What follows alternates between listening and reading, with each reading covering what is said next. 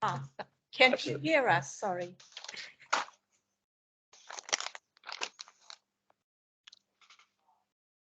Hear us? Yeah. We can hear Can you, I- but not see you.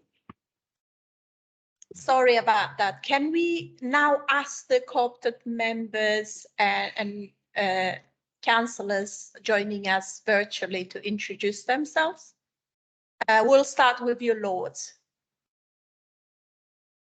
Hi, I'm Lourdes Kiva, and I am a cooperative member, cooperative representative for the Diocese of Westminster. Yeah, Yvonne, I'm just taking as I see on the screen. Good evening. I'm Yvonne Denny, and I'm the co-opted member for the London Diocesan Board. Yeah, Mrs. Novada. Vanessa, is that you? Yes, hi. I'm Vanessa Holt. I'm a co-opted member, parent governor. Lottie, thank you. Hello, I'm Councillor Lottie Collett, and I'm Councillor for Woodside and part of this scrutiny panel. Right, Josephine.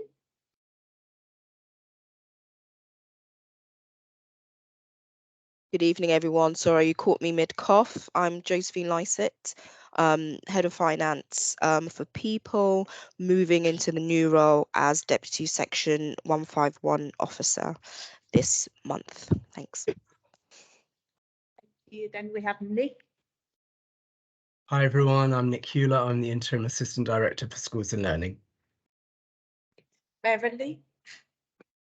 Good evening, everyone. I'm Bev Hendricks, and I'm the Assistant Director for Safeguarding Children's Inheritance. Jackie. Good evening, everyone. Jackie Falco, Assistant Director for Early Help Prevention and SEND. And we also have Zara. Zara, do you want to introduce yourself?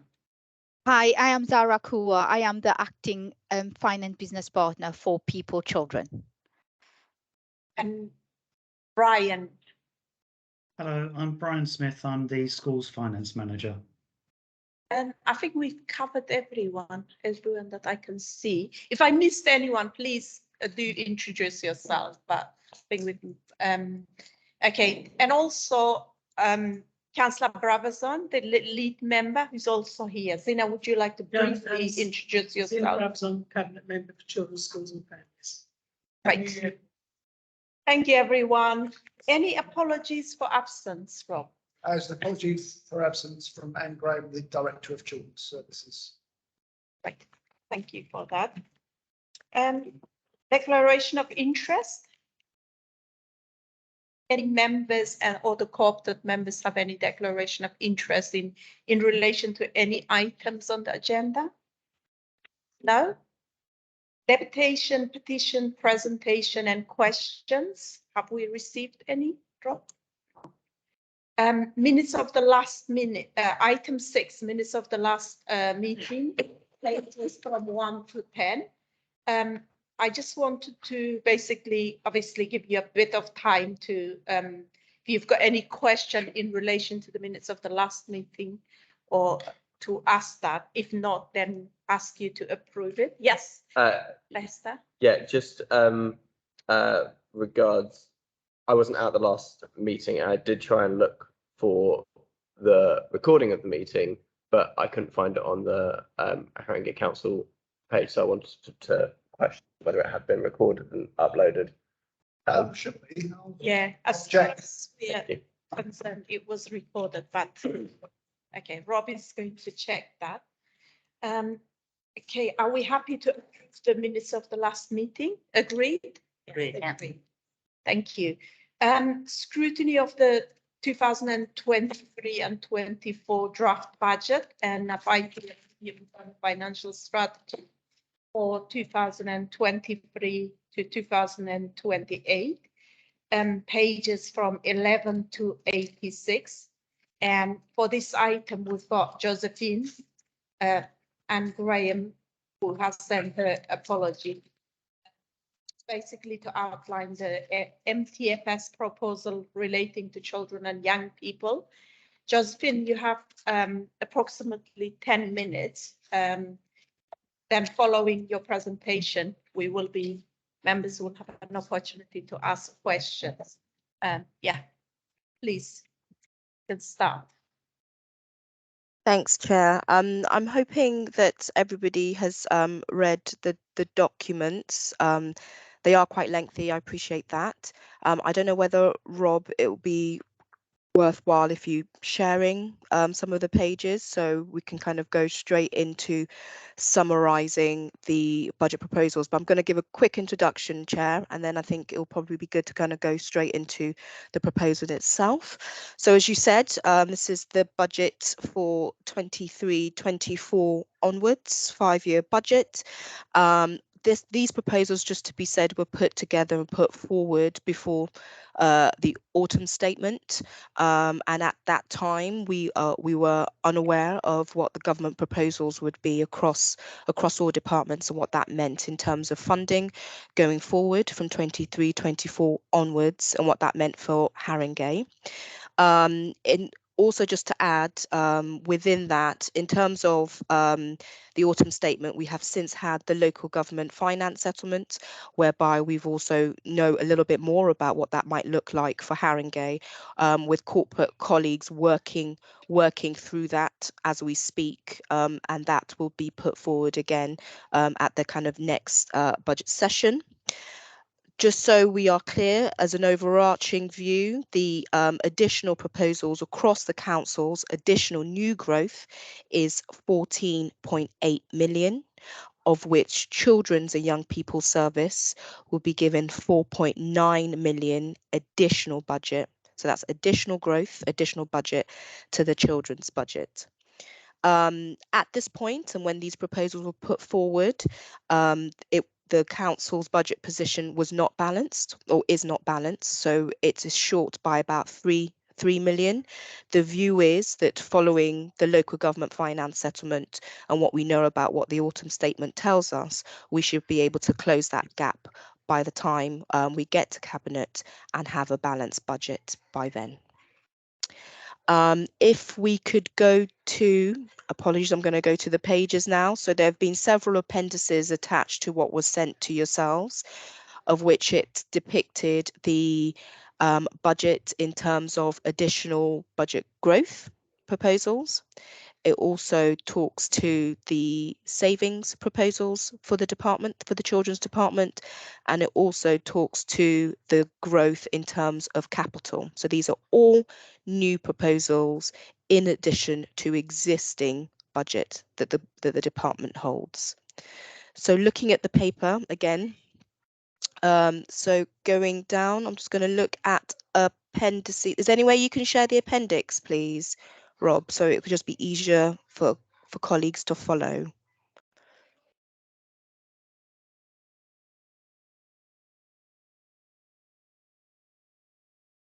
See that? Sorry, Rob, are you there? Can you see that? Can you hear? Yep. Yes. Can everybody see this? Yes. Yep. Okay. That's good.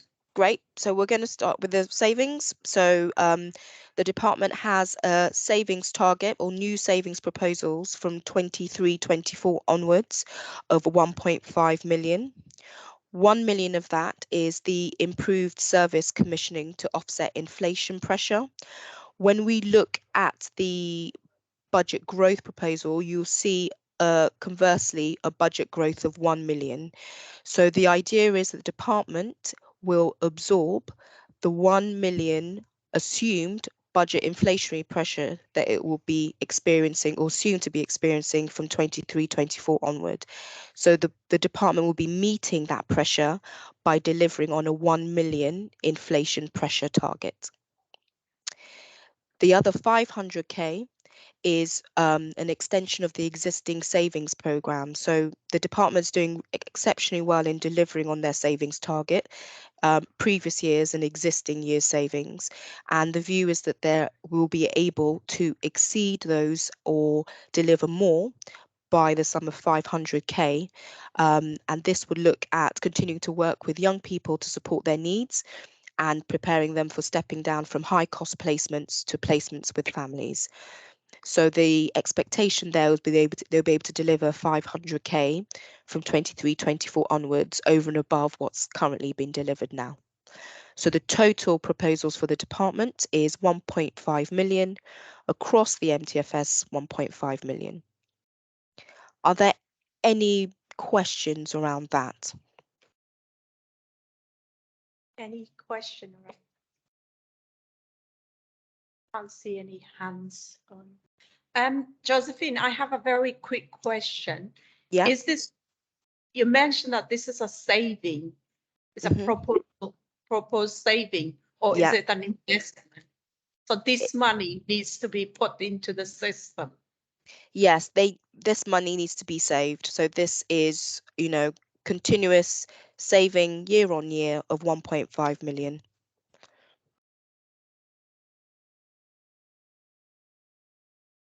I just ask a quick question, which is that nationally we've been told the number of children who are being needing to be taken into care has increased, particularly amongst young people who have mental health and other difficulties.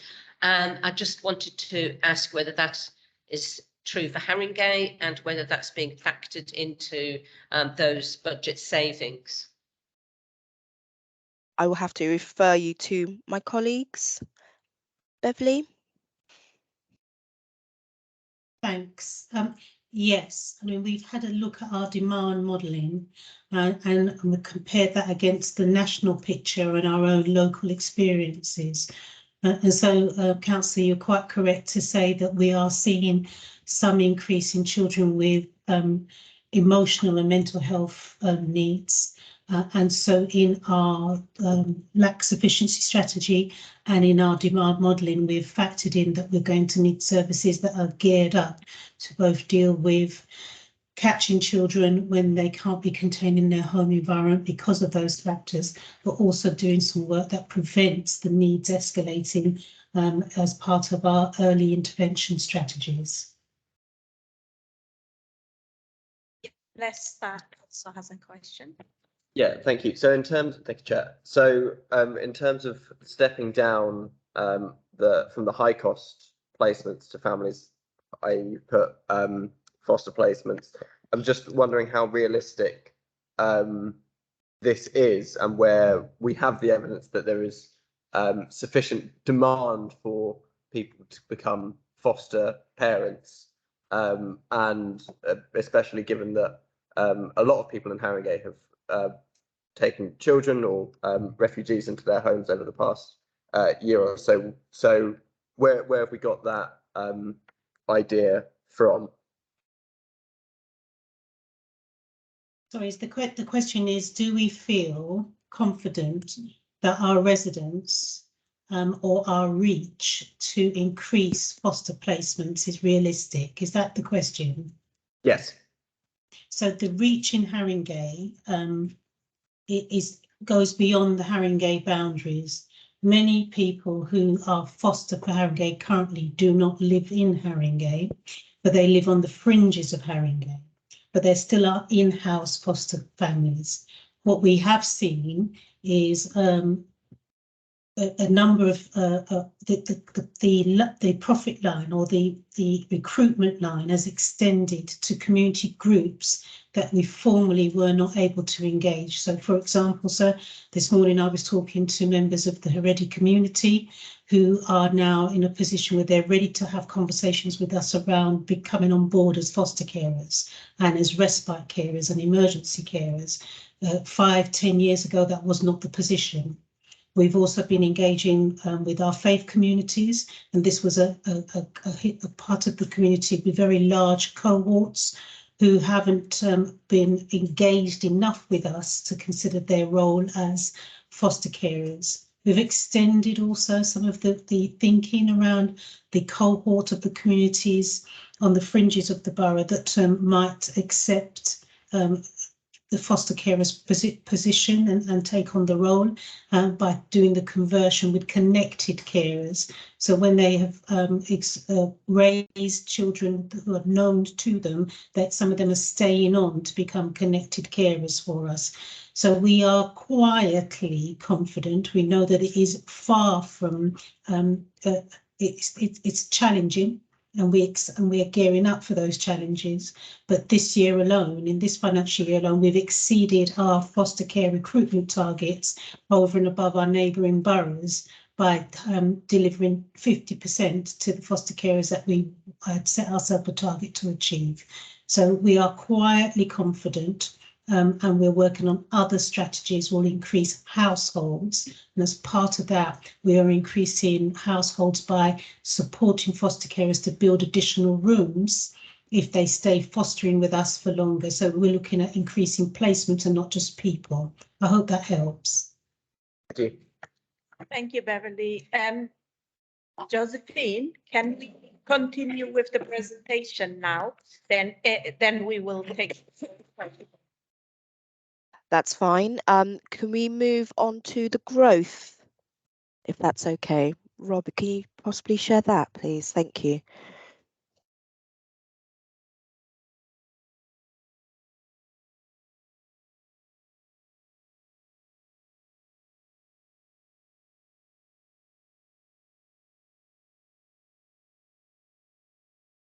I can start talking whilst you share that. So in terms of the growth proposals, we've got a total growth, as I said before, from 23-24 of about 4.9 million.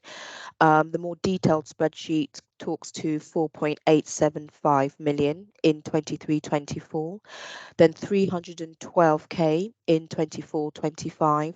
So a total over the course of the MTFS new growth proposal of 5.187 million. The first growth proposal within the documentation refers to the rising cost of social care placement. So as I said before, that's the 1 million budget growth, of which the department's expected to find a 1 million saving to absorb. The second is the rising numbers of children with SEND requiring SEND transport and the rising cost of transportation. That's approximately 1 million in terms of growth. And then the third is addressing the 22-23 base budget pressures. So currently the department is experiencing pressures within the placements budget and general other kind of pressures around unaccompanied asylum seeking children. So that has been recognised and addressed in the budget for next year. And there has been a 2 million budget growth added to the department's budget. Moving on, the next budget growth, it refers to the continuing to fund the free school meals. So by expanding the programme, this is good news. This growth or funding has been supported in previous years, and this is a continuation of that commitment, which is great. So that's 350k growth from 23-24 onwards. The next budget growth figure is Rising Green Youth Centre, which is a proposal to secure ongoing revenue costs of Rising Green Youth Hub and to ensure that the Haringey Community Gold project can continue to be supported. This comes into play from 24-25 onwards, and that's 312k from that year onwards over the course of the MTFS. And then we move on to the Social Workers in Schools programme, which is an excellent initiative with the view that that would continue and that needs to be funded. That would look at a growth of 525k from 23-24 onwards. I can quickly talk to the capital programme and then we can take questions around the growth, revenue and growth capital if you'd like, Chair. Yep, thank you. That's fine. In terms of the capital programme, there is one capital proposal, new proposal, and that's around the safety valve. That is about 7 million from 23-24 onward, new capital growth, and that will be externally funded. So that is subject to the capital bid that we've put forward as part of our safety valve programme to help fund and to help support deliver on the revenue savings around the safety valve programme. So that will be grant funded by the DFE if we are successful. Thank you. Are there any questions around the growth proposals? Thank you for that, Josephine. I wanted a really quick question on, have we got any information about the outcome of our bid CFS? From the DFE, no. Department for Education, not yet, Chair. We are waiting. We are most likely to hear something this month. Jackie has a paper, I think, at Scrutiny today, so she can go into a little bit more detail about that if there are any further questions. But Jackie, do you want to come in and say any more than that at this point? No, you covered it, Josephine. Okay. Okay, great. Okay, now it's our opportunity to asking question or raising any issues with the proposed budget. Are there any question from the co-opted members or members here? Yes, I'll start with you, Anna. Thank you, Chair. I have two questions about the reports we received ahead of the meeting, specifically section 10 on the dedicated schools budget. Do let me know if this is out of scope, but I understand it is within scope. So my first question is about table 10.1, Haringey's dedicated schools grant allocation. And I'd like to understand how the allocation of the grant is determined. Is this, so how the allocation per block is determined? Is this based on prevailing regulations? Is this a policy choice by the cabinet? Is this based on guidelines from central government for the specific needs in Haringey? And then my other question was about paragraph 10.11 and 10.12 of the same section of the report. In paragraph 10.11, the report states that once the regulations to show dedicated schools funds deficits separately from the main budget are removed, this will impact the council's general fund, resulting in a profound impact on statutory services in other areas. I wanted to clarify, because this paragraph is followed then by a separate paragraph on the safety valve programme, whether successful participation and completion of the safety valve programme is sufficient to avert this risk, or will more action be necessary to avoid this profound impact on services in other areas? Thanks. Yeah, that's fine. So I'm probably going to bring in Brian to talk to the first question around the budget allocations, because I think he'll be doing a much better job than I can. And then I'll come in to talk about the second question. Is that okay? Brian? Okay, thank you. Yes, so for the budget allocations from dedicated schools grant, it's the total dedicated schools grant is split up into 4 different blocks, and the calculation of those different four blocks are different. So the main one is the schools block, which is determined by they're all determined by central government. This is this has been announced that there is an additional grant, mainstream additional schools grant has been announced, similar to the supplementary grant that we got last year. And so we've got an additional £7 million, which is being funded through this way. Sorry, I'm just going back to the paper. Can't go from memory on this one. Okay, so yeah, you said paragraph 10.1. Table 10.1 shows the different blocks there. We've got the central school services block.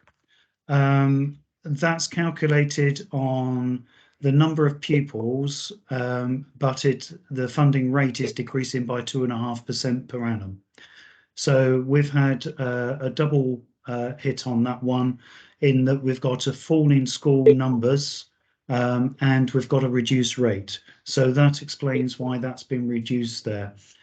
Central School Services grant is to help pay for the statutory duties which are held by the council and discharged by the council. So things like the admission service, education welfare service, that's funded through there.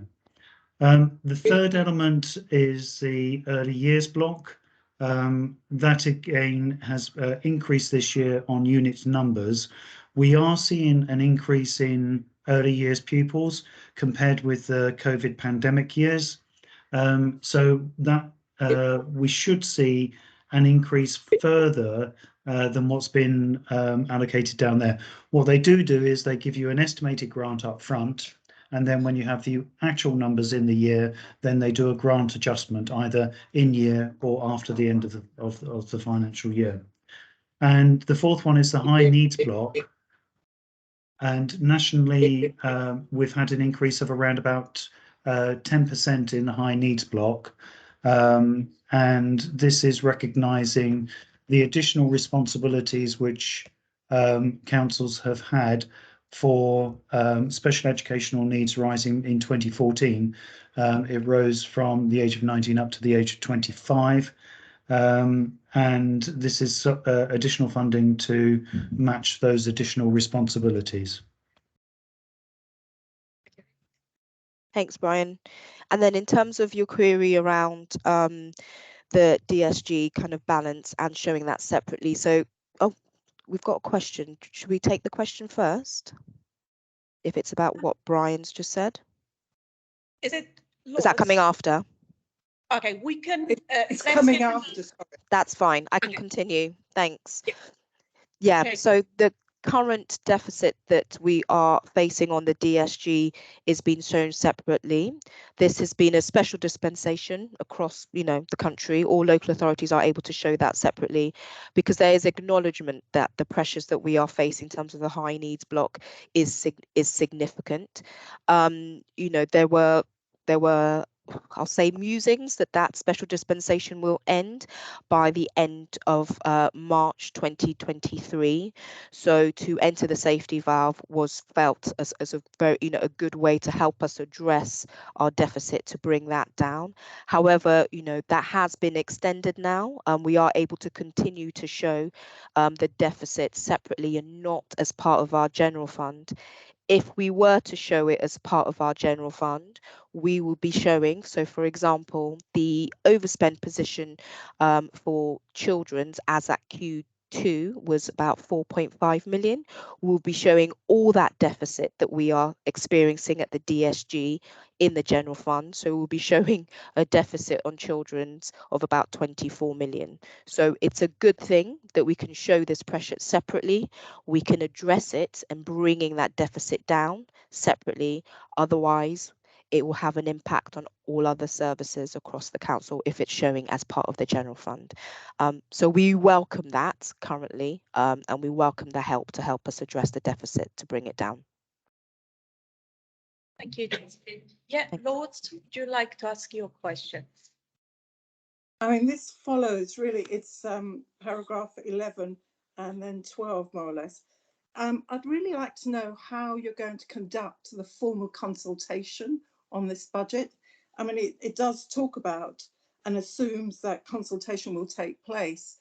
I mean, is it just going to be by a questionnaire?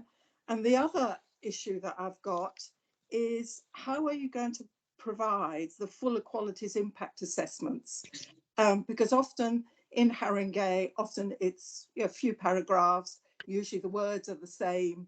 I mean, I think that this budget in particular, I think that, for children and young people services, I think far more thought needs to be put into that section, which will involve the full equalities impact assessment. Could you just take us through how those processes are going to be sort of, conducted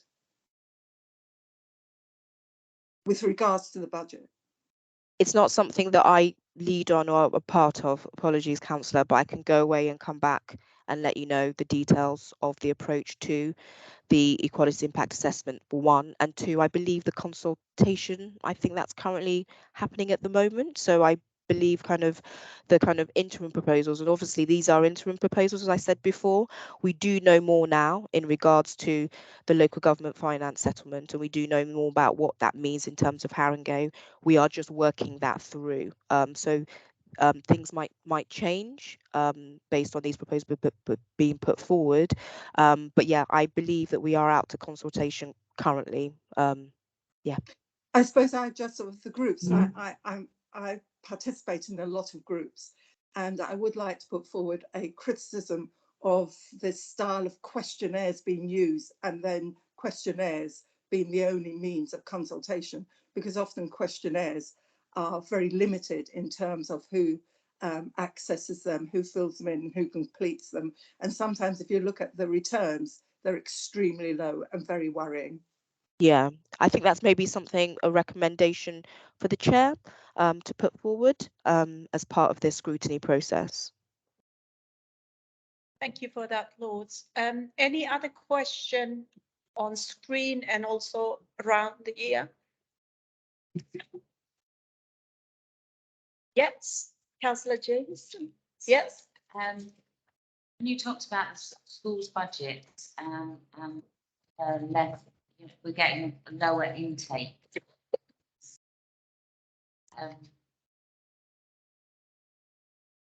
Where do we get the funding for? I always thought as a parent, I knew that you to get for each child in the class quite a amount of money. Does the same apply for children in nursery and children's centres and those sorts of things? Not that can happen. Apologies, you're cutting out for me. I'm not sure whether you're cutting out for other colleagues, so I didn't get the full extent of the question. Apologies. Could you ask again, and maybe I'll bring in Nick and Brian to help with the answer? Okay, can you hear me better? Yeah, that's much better. Thanks. Right. Yeah, so in terms of funding for children, so we've heard that the school roll is going down. So we're not filling our classrooms as we have. And that there's an allocated, in theory, there's a sort of budget per child that's within school, but does the second nursery and for children's centres? Nick, can I bring you in? Thanks. So each child has funding attached to them according to their hours, the amount of hours that they do in nursery. So if they do 15 hours, 30 hours, then we get each nursery, whether it's a private provider, children's centre, school nursery, is allocated a certain amount for a 3 and 4 year old. So that's the universal offer. I can't tell you off the top of my head how much that is. I think it's about £6 an hour.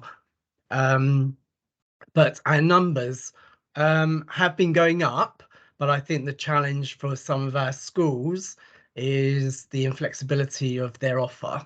So that's where some of our schools really struggle to fill their nurseries, because they don't tend to have an offer that meets the requirements of a lot of our working parents, whereas our private nurseries are doing quite well.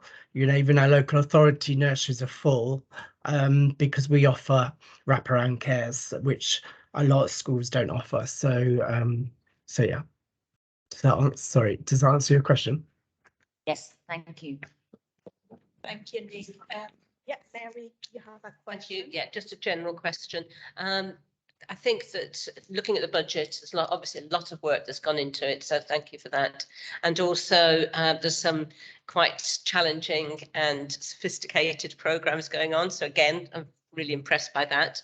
I just want to ask you where you think the highest risk is. I mean, I'm looking at this, if we don't get some of the money coming in, what the impact of that will be. What do you think? Where do you think there are risks in this budget for children and young people?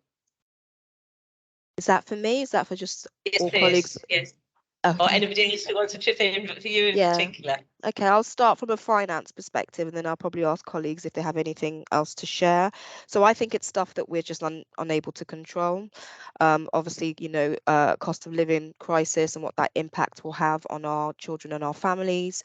Also inflation, that's just something that we aren't able to control, but we are hoping on trying to address via this budget and continue to keep a good eye on. Obviously, we know, you know, the energy prices and things like that going up. So for me, it's the things that we are unable to control and we have to keep an eye on and try and mitigate risk as much as possible. With all things with children's, and as my colleagues will probably come in to talk about, it's just the increasing costs of care and trying and manage that down. We've done that by looking at finding alternative savings and, you know, finding efficiencies within the service. But from a finance perspective, I think it's honestly inflation and the cost of living crisis. Jackie, Beverly, Nick, anything to add? Yeah, I think what I would add, members, to what Josephine said is in particular to send transport. So although we are starting to see the new requests for children with education and healthcare plans stabilising, overall we still have a higher number of children with plans compared to previous years. And our statutory requirements are that we should be providing transport to those who are eligible. So regardless of the stability, if children are eligible, they would we'd need to provide that service. So send transport is definitely an area of risk. However, I would say with the implementation of the new policies and a number of actions that we're doing to try and mitigate against that pressure, I am confident that the pressure will reduce. It may not reduce it to be in a balanced budget, but it will certainly reduce over time. And there's a number of things that we are doing. So as an example, one of those being that we are reviewing our personal travel budgets for young people and trying to encourage parents and carers to take those, looking at alternative methods such as purchasing bikes for young people rather than providing them with a travel buddy, which would support with independence but also reduce that cost per person. So there's a number of things that we're doing, but I would say that's the critical risk in my area. Beverly, anything to add? I mean, I think I endorse Josephine, what both you and Jackie said, but I would add that it's the unpredictability spreads, of course, to the market factors that we are not in charge of. We are very reliant in the safeguarding and placement world on private sector providers who are faced with the cost of living, with the pressures for them to increase their charge to local authority often doesn't involve any negotiation. And so there is some work we're doing to develop our relationships with the market, particularly with those providers who we want to maintain some relationships with because of the quality that they bring to niche and acute needs for some of our children who are looked after. I think the other pressures for us is looking at what's happening across Europe with unaccompanied asylum seekers. And we know that whilst the Home Office have written to us to suggest that they want to work in a different type of partnership with local authorities and will increase some of the levy that they give the local authorities, that levy does not account for the acuity of needs of some of our unaccompanied asylum seekers that arrive in Haringey and other local authorities with very sometimes complex mental health support needs, and some of them with siblings, children of their own, sadly. The pressures for us means that it's not just a pressure for children's social care, but it's a systems pressure. So my colleagues in CAMS will talk about the increased demands and what that might mean. And so it does affect the whole the system around looked after children and for children who are subject to child protection plans. Now that any pressure has a cost impact, and we just have to hold that in mind. Thank you very much. That was really useful. Thank you. The only add-on I'd say is clearly these are the risks and you're working really hard to mitigate them, but also to update your risk registers. I think it would be really helpful to us just to have sight of your risk register, just so we can see how that's changing over time. So I don't know if you do those quarterly or how often they're done. Yeah, the department does have a risk register, and it's done quarterly. I think something that possibly could be shared here at Scrutiny at some point. That'd be great. Lovely, thank you. No problem. Thank you for that. Any questions? Obviously, this is like for the panel, it's an opportunity for us to make recommendation in relation to the budget we heard, proposals, and members asked questions in a number of areas already. And there's a couple of others that I would like to add. Josephine, page 72. I suppose these are my own question in a way, but I wanted to make sure everyone asks their question first, then I can ask mine. It's page 77, the increase in placement cost based on a 5% increase due to inflation. So I was basically just wondering, how confident are you that the 1 million will be enough in terms of like the inflation is keep increasing, and if it was to increase, let's say to 6%, 6.5, or even 7%, like what safeties are in place that you could make sure that the service is still delivered? That's my first question on that, Josephine. Secondly, page 77, and this is about the rising number of children with SEND transport, requiring SEND transport, and the rising cost of transport in general. We know that, I mean, you've also mentioned that in your presentation and in the papers that we have, that basically the required amount of money, the resources for that area, it's around 2 million, but we are putting £1 million, and the rest would be obviously mediating kind of factors, or mediating kind of actions to make sure that it's delivering a good service. So I just want to ask again around that area, how confident are we that the amount of the amount we are kind of investing with the combined other the mediating aspect, how likely are we to kind of achieve our aims? If we don't, then where would the additional resources come, or what will happen? So I will leave there.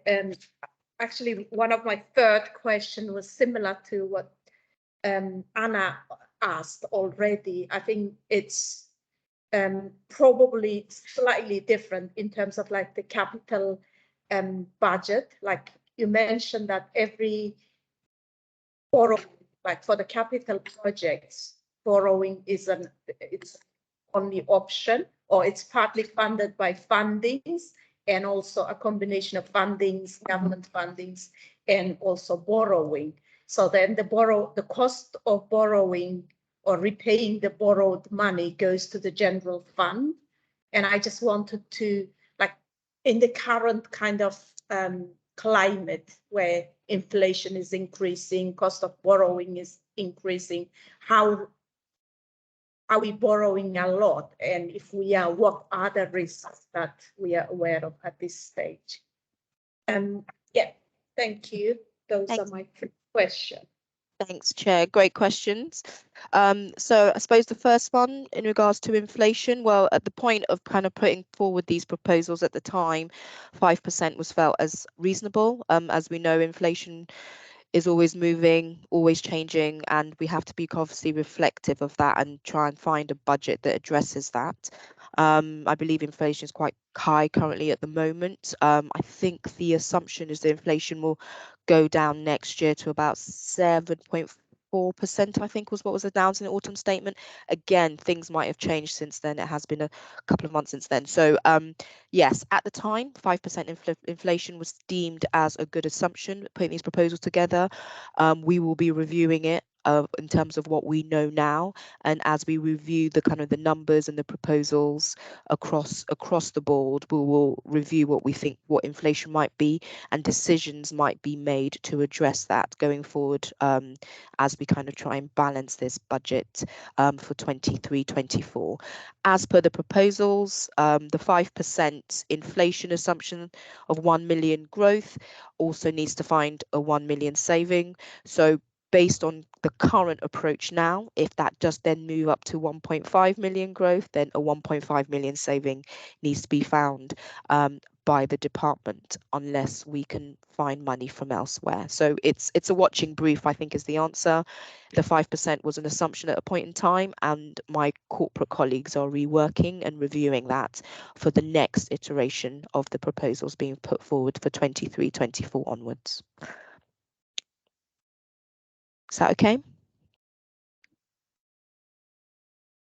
Any second question in terms of like the sense, or Jackie is going to respond to that.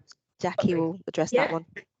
Yeah, I can come in on that one. So in terms of Send Transport, I think just to be really clear about where the pressure is, it's fuel costs. So our fuel costs have gone from 11% to 42%. And one of the things that we're doing is we had moved to a 3-year procurement exercise, a contract with our transport providers, which gave us stability and continuity and meant that we can negotiate better deals. But on top of that, because of the fluctuation in inflation, particularly the fuel costs and those changes, we have built into those contracts a quarterly review. So if the price of fuel comes down, then the contract price will come down. Equally, it will go up. So right now it's very high. So we assume that will go down in the same way that Josephine's talked about inflation coming down over the next couple of years. Fundamentally, it still comes down to us being able to discharge our statutory duties. But the work that I talked about earlier and the work that's outlined in the paper is certainly something that we think will reduce that going forward. Thank you for that. Any other question? Thank you. Josephine, you wanted to say something? Yeah, I think you had a third question around capital. Yes. So I suppose it's just a kind of quick response to that, really. Obviously, the council as a whole will have a significant capital programme to obviously support Haringey in terms of its, its public realm, investing in its people and its place. So I think, the need for a capital programme is a must. Obviously, the capital programme will come at a cost, as you refer to the revenue costs of having a capital programme. It is of a significant level, but the capital programme is a significant programme of which children services has a significant proportion of it. In terms of funding of that and how we kind of meet the liabilities of having a capital programme as ambitious as Haringey has, funded, as I said, via grants. So some of that is funded by government grants, so some of it is just not at a cost to us at all, which is great, and we continue to try and maximize on external funding as much as possible. Some of it is self-financing, so it's the expectation that in the having it within the capital programme, we will see and seek revenue savings to kind of pay back the investment required in that capital programme. And you're absolutely right, the other is via borrowing. And again, the view is, if we borrow to kind of invest in our capital programme, some of those capital programmes will hopefully come about in terms of revenue savings, providing investment to children and young people within Haringey. So there is a cost to investing in the kind of capital realm within Haringey, but you're right, it's something that has to be reviewed on your annual basis and weighed against on what the cost it is as well. So yeah. Thank you very much, Josephine, and officers. I don't think there's any other question on this item, so we are ready to move to the next. Oh, sorry, Rob wants to remind us something. Is there any specific comment or recommendations you want to make in respect of the budget proposals, to feedback to overview and scrutiny committee, because all the panels are doing the same thing, so it would be useful to have something to put up. Yeah. I suppose, yeah. We and- had Louise Lord's point on consultation, so maybe one of our recommendations could be that in future years, potentially, we That's could a be more really- innovative in the way we Yeah. consult. And That's it's a- also the monitoring of risk and changing risk as external factors continue to weigh on us. Yeah. Okay, so we will take step, like there's quite a lot of recommendation. We'll take them, give Rob a bit of chance to write them down. One of them is basically in regards to consultation. And we want to make sure that obviously the consultation is able to reach out to lots of people instead of few, and making sure that everybody is aware of it, has an opportunity to comment and feed into the process. Have I captured that? Okay, Lords, feel free to correct me if I missed a part of your. Yes, no, and I think also because tonight we've been looking at issues like SEND, I think it's really important for us also to do the same with regards to the equalities impact assessment, because I think that we need to sometime in the future maybe to discuss what purpose they have, you know, how we can monitor their effectiveness, and often sometimes we don't sort of see any depth in those sort of paragraphs that often sort of, you know, appear at the end of any report that we receive. So I think it's important to put the two together. Yeah. I think maybe equality impact assessment on proposed budgets, sorry, proposed areas of budgets, like having a better understanding of what impact it will have. And for us members, have an understanding of how that's done, like maybe a copy of the impact assessment as well for our own information. Mary, can we move to your point? Sorry. Yeah. No, I was just saying that we'd also agreed that we would ask for an update on risk management and mitigation, in particular because of the changing external environment. Yeah.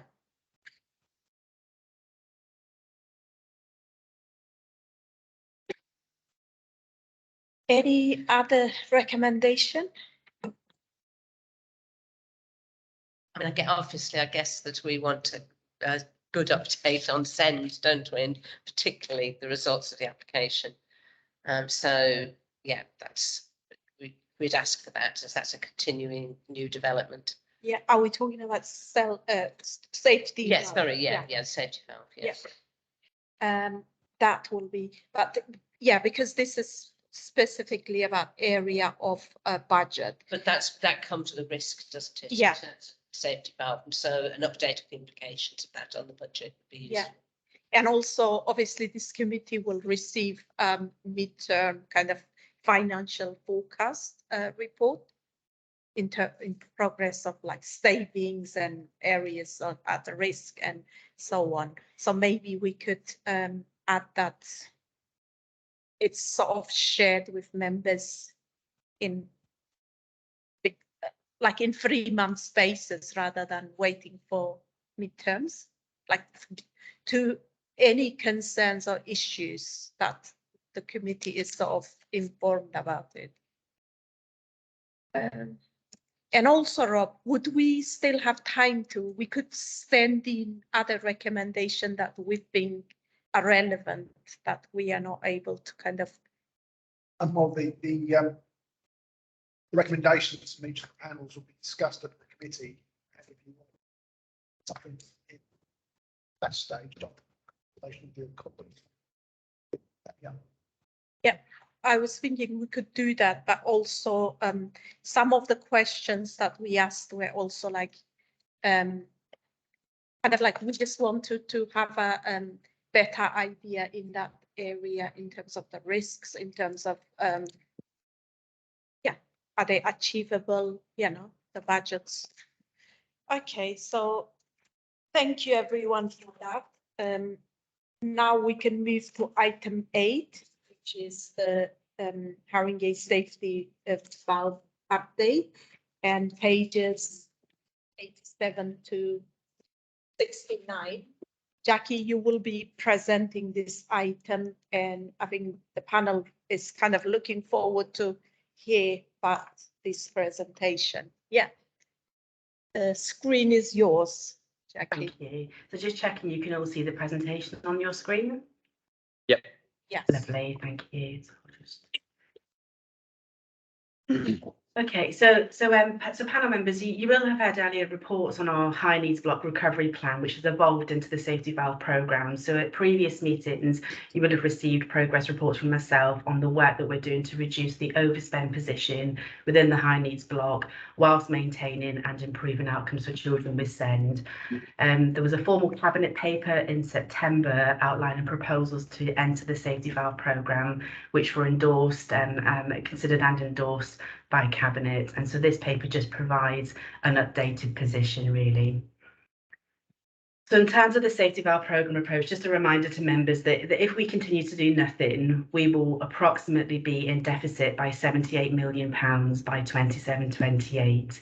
The proposals that were endorsed by Cabinet were well supported by our Cabinet member, and there is really strong oversight and robust scrutiny and challenge in place to make sure that this financial programme, which is the biggest financial savings programme for the Council currently, is delivered successfully. It's made up of 3 work streams. So the work streams are demand management, so reducing our demand, effective commission and sufficiency, and leadership and governance. The first 2 work streams will be the work that will achieve the savings. The third work stream is really about transformation and systemic change in the system. This slide just summarises the key areas of work that we're doing.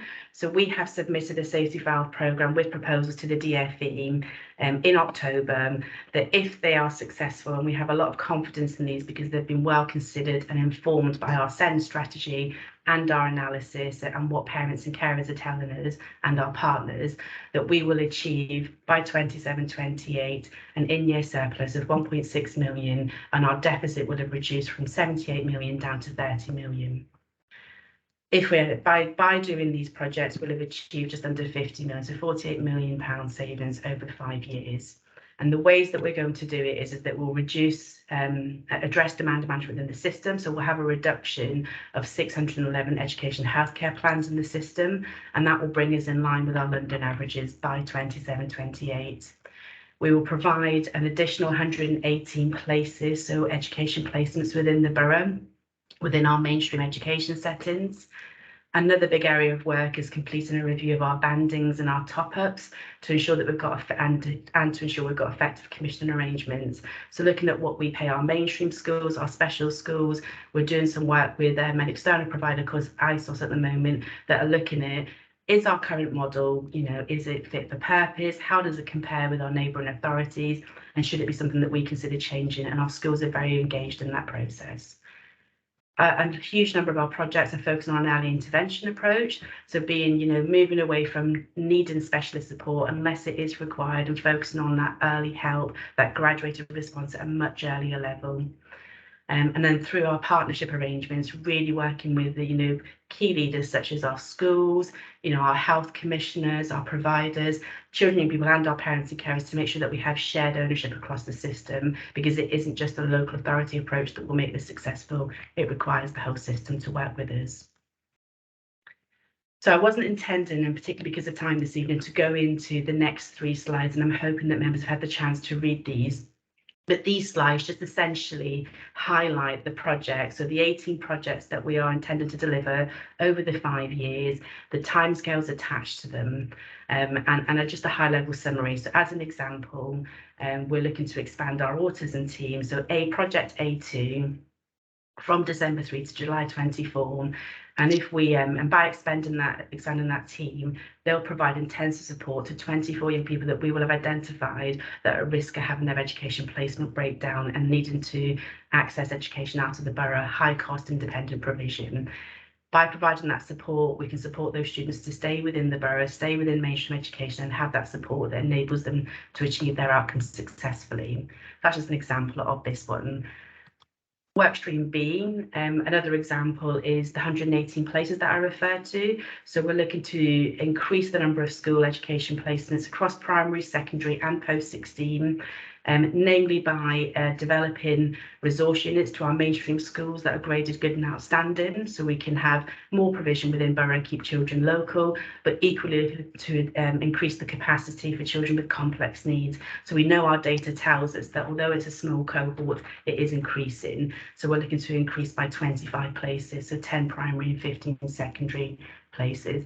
Other examples in this area is reviewing all of our commissioning arrangements. We currently have spot purchase arrangements with our providers. By moving to a much more robust commissioning process, we're looking to introduce 3 to 5 year contracts, which will overall reduce the price per package, but also improve the quality because we'll have more grip and governance over that. And then on workstream C, whilst none of these will achieve savings, they are absolutely about improving the system and the shared response and the quality of support provided to children and young people. So some of these are around things that we're doing internally. So process mapping, looking at the decisions that we made about eligibility criteria, the time it takes to make a decision for a child to have a plan and how that plan's implemented, but equally looking at how we provide a programme of support for schools. So we're working with Haringey Education Partnership to increase the volume of training that we offer to mainstream schools in particular to support those children at a much earlier stage. And then this slide just shows you how what these projects will save year on year between the next financial year up until 27-28. So where it's blue, it shows you the growth savings that we think these projects will result in savings. The orange is where we are using some of the money to reinvest back into the system. So as an example, in 23-24, where you see 992,000, that's a reinvestment into developing an early, a graduated response for speech and language communication. So training the multi-agency workforce to support children, not only young children, but children at an earlier stage to prevent them needing specialist speech and language therapy. Equally investing in workforce development with help in terms of our work with schools. And then the green shows the net savings after that investment is taken off. So this slide, just to give you an update on where we are. So we have submitted our proposals in October. We, at the point of writing this presentation, we hadn't received feedback from them. We now have received feedback from the national team that now that they've announced the new budget settlement, that we may need to relook at our proposals. So we're in the process of doing that now. As far as we're concerned, the proposals still remain the same proposals. They are the right proposals, and we would still be requesting that 30 million deficit is wiped off if we deliver against these projects. But we just need to do some work with our finance colleagues, which is taking place in the next week or so, just to understand what the budget settlement means for this programme going forward. Other things that we have done, so we're not waiting for approval. We know this is a piece of work we needed to do. We had already started it with our high needs block recovery plan. So we've worked with our partners to review our initial proposals and took some guidance and advice about fine tuning those. We have a communication and engagement plan. So part of that was because we're so early in the programme, although we're quite far advanced in terms of our preparation, there really is very little to say publicly. But as we get that notification from the DFE, hopefully towards the end of January, we will then implement a full communication engagement plan, and that will include updates and a briefing for members. So as a scrutiny panel, you might want to consider how often you want to hear an update on this programme of work. We will be also doing the same with stakeholders. So on request, we have provided a high-level update. So we have been to governors briefings, we've been to head teachers meetings, we've been to Send Power Forum and Sendias and others, but we really are waiting to have that formal approval of the programme so that we can then roll out a standardised update that is a consistent message for all. We've developed some really robust governance process, which I'll talk about in the next slide. And I'm really pleased to report that we have secured agreement from the Schools Forum to transfer 0.5% of the schools block into the high needs block, which will ultimately reduce the overspend position within there. Our schools very much recognise the work that we're trying to do and want to work with us. And even though they're in an extremely financial that they have financial pressures too, they're very supportive of this programme of work because they know ultimately it will improve outcomes for children, and it's not sustainable to continue the way that we have done. This last slide just talks about the governance arrangements. So we have a new safety valve steering group that's been set up. You can see the membership on the side. So our lead member is part of this group. Councillor Williams also has a standing invite as the cabinet member for finance and investment. And this board really will be keeping that really tight rein on the programme, so making sure that we are responding to the quarterly monitoring requests from the DfE. So we'll have quite intense scrutiny, that the projects are delivering as per the financial savings that we have set out to achieve, and that we're managing risks, mitigation and making decisions. We are meeting monthly, but that will increase or decrease as the programme develops. And this slide, last slide, just gives you the key contacts so that you know the people that are involved in this programme of work. So I'm the overall programme sponsor, and then we have a number of operational officers supporting this work. Happy to take any questions. Thank you for that, Jackie. Are there any questions on? Yes, Mary indicated. Lord, sorry, I'm just gonna take Mary's question, then we'll move to you. And any other question we can, Thanks a lot, and it looks really exciting and really great progress. I just want to know about from you what you think success looks like and how you'll measure and report on success of the project. Thank you. So, I mean, there's two fundamental things that will outline success of this programme. One, it will be achieving those savings on a quarterly basis. So we have quarterly finance targets that we need to achieve. And if we do not achieve these, we will not draw down money to reduce the deficit. So that's been made very clear to us by the DfE. So we'll have a very strict quarterly monitoring process. And secondly, I firmly believe this is the work that we were meant to be doing anyway to really improve outcomes overall for children. So what we will start to see is as these projects deliver, we will see an increase in borough provision, an increase in early intervention for children so they get help at a much earlier stage. We'll see an increase in the confidence of the workforce. So we're measuring both soft outcomes and those finance outcomes at the same time. The presentation is very high level. I do appreciate that, and there's a whole range of there is a project, there is a plan on a page for each project that determine the finance savings but also the outcomes. What we could do, it could be something for us to consider that as part of our next stage of engagement, that we maybe share those high level plans, because that goes into a lot more detail about the soft and the finance outcomes that we expect to achieve. Thank you. I would like to see those. Thank you. That would be really obviously if we get the money. Lord. Jackie, like Mary, it's sort of, it looks very impressive, but I've got real serious concerns, serious. And I've spent a lot of today talking to other governors, and they know very little about this project. I'm aware of it because of my role on Scrutiny. And the thing is that I think it's quite interesting that on your steering group, there's no governors. And I mean, I would like a definition of school leaders, because governors are often forgotten about. But the thing is that, as you possibly know, I'm thinking of schools like where I'm chair, we're struggling to deliver to SEND at the moment. What extra pressure is the safety valve going to put on schools like where I'm a chair, particularly those schools in that area where we're facing potential deficits? Some schools are already into serious deficits. And it's about how can we deliver to SEND in this effective way. But I have serious concerns about what we're signing up to with the DfE, because there's going to be a negative impact. It might all sound positive in words, but I would like honesty with regards to the negative impact, particularly as in our school, we need EHCPs in order often to get intervention. Often it doesn't come otherwise. So we have to have the EHCP process in order to get that intervention. Now, you might talk about early intervention, but it often doesn't happen where you have parents who haven't got that middle class voice, who actually haven't got the money to pay for private assessments, or who don't go around threatening legal action. Please, I'd like a response. Yeah, thank you, Lud. I mean, you're right to raise your concerns, and they are all absolutely valid concerns. And I know you and I have spoken about this programme separately too. In terms of the proposals, please be reassured that they have absolutely been informed by the SEND strategy, the written statement of action, and all of our significant consultation that we've done over the last 12 months. There's been a very detailed paper that has gone to the Schools Forum in October, where all of the proposals were talked through at length. And that was a real opportunity. And it was a very well attended meeting where head teachers expressed some of the concerns that you've got, but also recognise that we have to do something different. This is a systemic problem that we've absolutely got to address. I did go to the chair of governor's meeting myself and deliver a similar presentation and a paper that I've delivered this evening.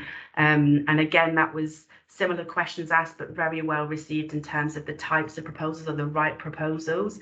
And what I'm saying to you, like I've said earlier, is that this isn't just about achieving savings, it's also about improving outcomes for children. And we were always going to have to do this work. We had started this work as part of the high needs block recovery plan anyway. We have a risk log, it's very well managed. Each of the projects, we've got an overarching quality impact assessment, but each of the projects will have an equality impact assessment to really understand the impact on that particular cohort.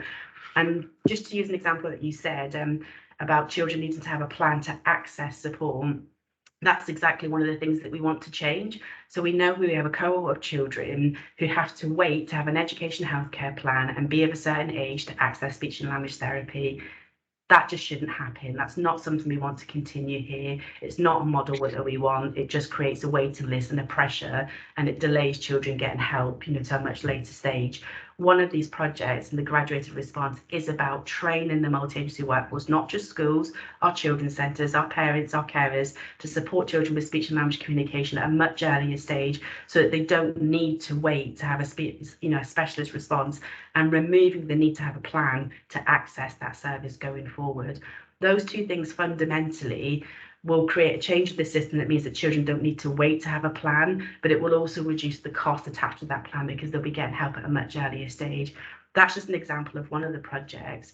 What we can do, like I said, going back to this, is we can as part of our next stage of our engagement plan, we can summarise our plans on a page, because they go into a lot more detail that I've talked about today, just to give you reassurance that all of these projects have been well considered. And the DfE have given us such positive feedback on these proposals, and we've been talking to other local authorities that are in this programme. None of the projects are that different to what other areas are doing, but what I do think we've got is a real focus on wanting to make this succeed. Great, thank you. Thank you. Yeah, before I could take any more question, Councillor Robertson wants to also come in. Then Yvonne and Sue. I'd really just like to challenge to say a couple of things. First of all, in relation to this programme, it is not that local authority couldn't refuse. I think that has to be crystal clear to the members of this panel, and the officers know this absolutely. And I think if the governors haven't been briefed enough, then I'm certainly very willing as cabinet member to come speak to governors again. I would like much more dialogue with governors, lords. Can you hear me? Can you hear me? Yes, I can. Yes, Okay. I can. And I think we need to sharpen up the governor's briefing in order to do that. But that critical point is that this programme, 50% of local authorities in the country are now within the safety valve programme, because the systemic problem is not enough money in SEND, and the government is trying to square that circle by incentivising local authorities to make changes and offering to wipe off the deficit to do so. So what Jackie says is effectively we're running like a twin track within the local, really now, of the change programme while we've got the current programme going on. And Jackie used the example I was going to use, so I won't go there again. But we cannot keep sustaining a system where an EHCP is the only means whereby a child gets an intervention. That's just not the right way to do it. The intervention should be there long before the EHCP to avoid having the EHCP. It shouldn't be the golden ticket. And that has been something which is long as this is a change which is very good and which is overdue, because things like speech and language therapy should be much more universal. And that's where we're moving in the written statement of action, following the SEND inspection, with the additional funding going into SEND, speech and language, and so on. And so it is fundamentally a big cultural change that we're undergoing. And I'm really positive about it. I think we have a real opportunity here to drive the change, and there's massive commitment to make it work. I get all the points you make about articulate, you know, the more articulate parents and the less articulate, and that is something which everybody in the borough, we have to be mindful of in every aspect of education in this borough. When we get onto the data from the results, we're going to see the same disparities. But we have to make this work. We have to make it work in the interest of children and in the interest of schools, actually. Thank you very much for that, Councillor Brotherton. Yvonne, you had a question, then Sue.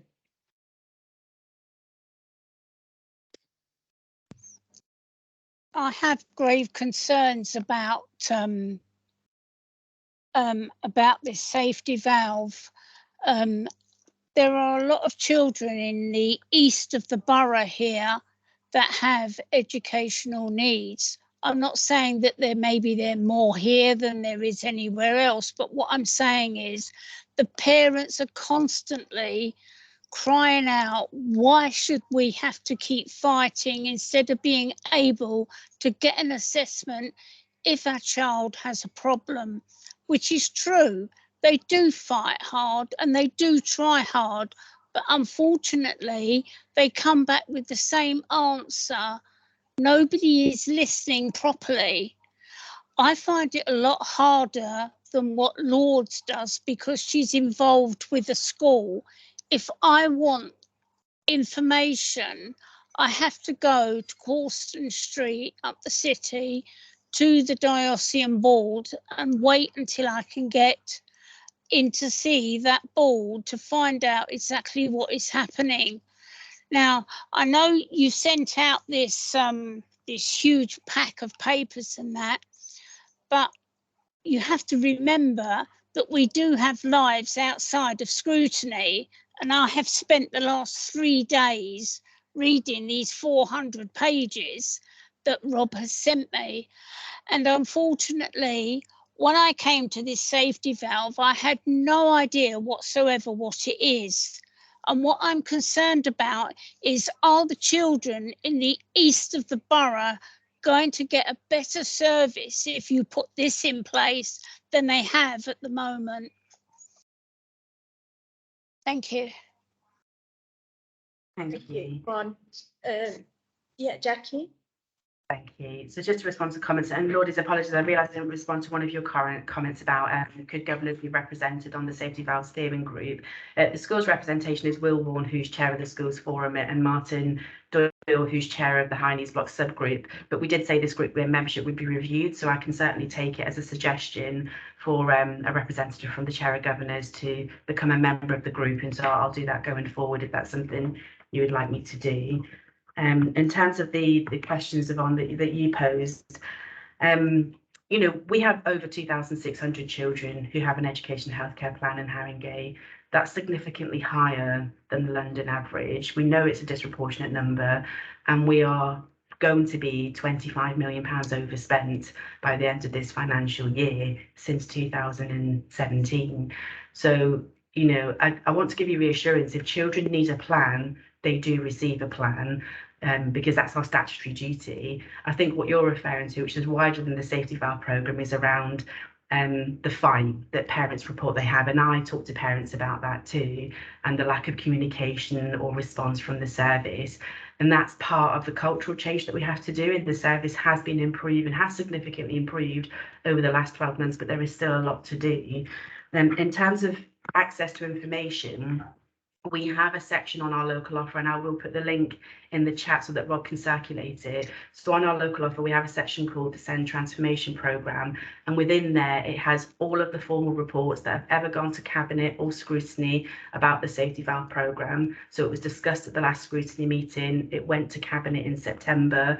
We also publish a high level presentation similar to what you've seen tonight on the Safety Valve programme, because it goes to our SEND executive every 6 weeks. So the updates are provided on there, and we do link them to, we do reference them in our SEND newsletter, but I do appreciate that it is another thing to read. But just to give you reassurance, the information is there, but we could do more obviously to get that out there. So I'll definitely take that back and consider it as part of our comms and engagement plan, and would welcome any further views that you've got on that. Thank you. Sue, would you like to ask you a question? No, I mean, I found it concerning. You know, reducing the, you know, a reduction of 611 EHCPs.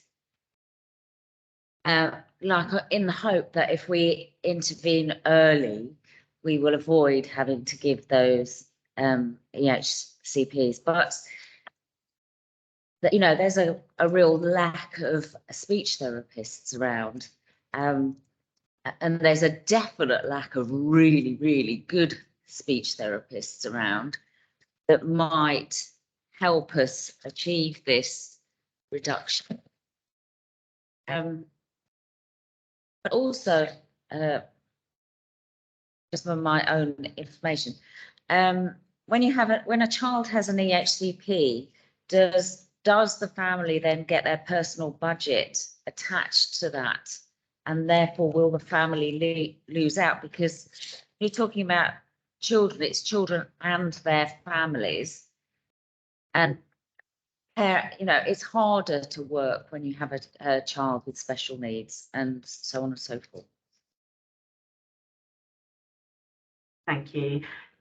I mean, I agree with all of your comments. In terms of speech and language therapy, we know that there is a shortage nationally as well as locally of speech and language therapists.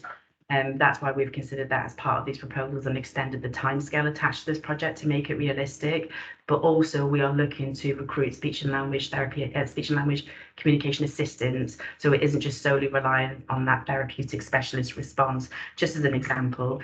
In terms of the early intervention response and the reduction of plans by 611, it isn't just about early intervention, it's also about appropriate cessation of plans, particularly for our older young people, where it's considered that they may no longer need a plan, or the services they should receive are through adult social care. Or one of our projects is to increase the number of supported internships. So we have more young people supported to go into employment and training, and therefore wouldn't need a plan going forward. So there's a number, it isn't just about an early intervention response, because that won't be the only thing that will create that reduction in the system. But just to, you know, be really clear, if children need a plan, they will receive a plan. It is our statutory duty, and we certainly do that here, which is why we've got a higher proportion of children compared to our London averages. In terms of education healthcare plans and the personal budgets, very few of our parents take a personal budget. It's an area of work for us to develop under work stream C. So I think it's really about how we improve that offer, that personal budget offer, and how we can make sure that it, you know, the budget that is attached is, you know, realistic for parents to be able to use to fund the services that they want to fund. But very few of our parents do in Harringay actually access a personal budget at the moment. And you are absolutely right. And I think the only other thing I would say is this is a very ambitious programme, and it isn't without risk, and it is a significant, you know, it will be the biggest financial savings programme for the council at the moment. But it absolutely is the right thing to do, and the proposals are the right thing to do, regardless of the financial pressures that we have. Thank you. Thank you for that, Jack. If there's no further question, I would like us to move to the next item. Thank you very much, Jackie and team. Yeah, the item 9 is Harringay Educational Attainment 2022. So for this item, we have James Page to present the report to us. Then we will have the opportunity to ask questions as well. James, the screen is yours. Good evening. Many thanks, Chair. Thank you so much for having us, and I think this is a really important annual update because it's obviously about how our children are achieving academically. I wanted to give my thanks also to Chi Sang as well, who did the hard work on all of the analysis and assiduously follows all of the DFE data. It might seem like January is quite a long way after the assessments were taken in the summer term last year, but it's actually been a very quick turnaround from the point of view of having the local and the national data that's been released and validated by the DFE. So I just wanted to reassure you that this isn't late in any way. It's also the first time that we've had nationally validated data since 2019 before COVID. So there's been a real gap in, in what we've known, that we've continued to look at what we can in the interim to keep understanding where we're at, how our children are doing, and how our schools are doing as well. So I won't take too long by way of introduction, as you've had the paper, and I want to make sure there's enough time for discussion. But I suppose in summary, there are two perspectives that I have on the data. The first is that we've certainly seen reductions in attainment since 2019. There are gaps across early years and primary where there's not been any change to the grading or assessment, unlike secondary, where ironically higher grades than in 2019 are reflective of a somewhat changed baseline, which doesn't mean that students have learnt more than they had in 2019, but actually the reverse. So this is kind of the depressing part, with lots of work to do in making up for lost learning and the impact of COVID on our children and young people. But the second perspective set against this is the very positive relative improvement in attainment in Haringey compared with others in London and nationally. So if I just run through very briefly through the ages and stages. So in the early years, good level of development is at 70.6% in Haringey, which is down 4% from 2019, but London and national went down by over 6%. And we're therefore even higher into the London top quartile, which is about the most ambitious measure there is nationally. With phonics at 80%, that's down 4.5%, but London and national again went down by over 6%, and so this puts us well above the London average. At Key Stage 1, reading, writing and maths at the expected standard at 58.5%, that's down 9.5%, but London and national went down 10 and 11.5%, so we're very, very nearly at the London average for that as well. A Key Stage 2 in reading, writing, maths at the expected standard at 65.1%. That's down only a small amount, 1.1%, while London was down 5% and national was down 6.2%. And for the first time in our history, that means that Haringey is at the London average. We've always been in the bottom 5 in London historically, so this is a really huge achievement by our schools and for our children. And then at the higher standard in Key Stage 1 and in Key Stage 2, we're flying really high in the London top quartile. At GCSE, attainment 8, which is the main measure, has increased further above the national average compared with 2019. And that's especially pleasing with the return to exam-based grading after the teacher assessed grades last year saw us fall below national, which is unusual for Haringey. And I guess I would add to that as well, the gap for our Black Caribbean and Turkish and Kurdish students with the Haringey average closed somewhat, with attainment going from below a grade 4 to an average of 4.2 and 4.5. And A-levels were really strong too, and also above the London average. So from all the way from early years through to 18, a really strong set of results comparatively, but always taking into account that COVID has had a significant impact on our children and young people. You have the priorities for continuing development. We see these as being really ambitious, and we're particularly focused on closing the gaps for Black Caribbean students at GCSE, particularly for Turkish and Kurdish students at Key Stage 2, and for our EAL students at both points. So I hope that's a helpful introduction, and welcome any questions. Great. Thank you for that, James. That's really good news. Yes, Anna have a question, and any other questions? Yeah. you can ask your questions. Thank you for that presentation. As you said, the data is very positive relative to other parts of London, but I noted that the document states that in the case of applied general qualifications, pupils in Key Stage 5 are ranked in the bottom quartile. So here Haringey is placed 123rd out of 150 local authorities. So I'm wondering, do we have a view on why performance in relation to applied general qualifications is so much lower than other local authorities? What's going on here? And secondly, I thought it was interesting that you mentioned the impact of COVID-19 on the attainment of pupils. And I'm wondering, are you able to brief us on the measures that have been put in place locally to support students with that and with making up for that period in their educational journey? Thank you for that. Great, thank you, Councillor. Yeah, so I will try and give you the best response to both of those. So the applied general is BTECs and very much the kind of technical qualifications. And I guess my main thought on this, and I would need to go back to the data to kind of really kind of show this, is that because this is Key Stage 5 and at post 16, we lose half of our learners from Haringey to other providers outside of the borough. And that particularly is the case for the east of the borough. And so we have very strong kind of A-level provision, particularly in the west of the borough.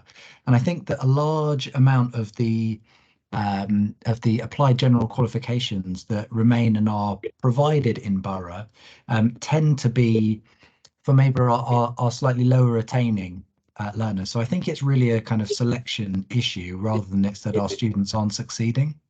But I really have to go back to the data to absolutely, show that categorically. And then on the second one, I think with in terms of COVID, I guess I would start in the pandemic, and I think part of the reason that our students have done, I don't want to say well because they've clearly had an impact, but have done really well comparatively against London and national averages. Started with our schools really coming together during the pandemic, and I think supported by the council, supported by HEP, to focus on remote education, sharing best practice and collaboration, but also maintaining a real focus on school improvement, on learning, rather than just, I don't mean just because it's a huge issue, but that as well as the health and safety issues and keeping everyone safe during the pandemic. So I think schools went just above and beyond, and while speaking to a number of schools outside of Haringey, it's really quite striking how many of them say, we really haven't thought about that for 2 or 3 years, and are only really getting back into the routine now. So that's definitely quite a striking issue.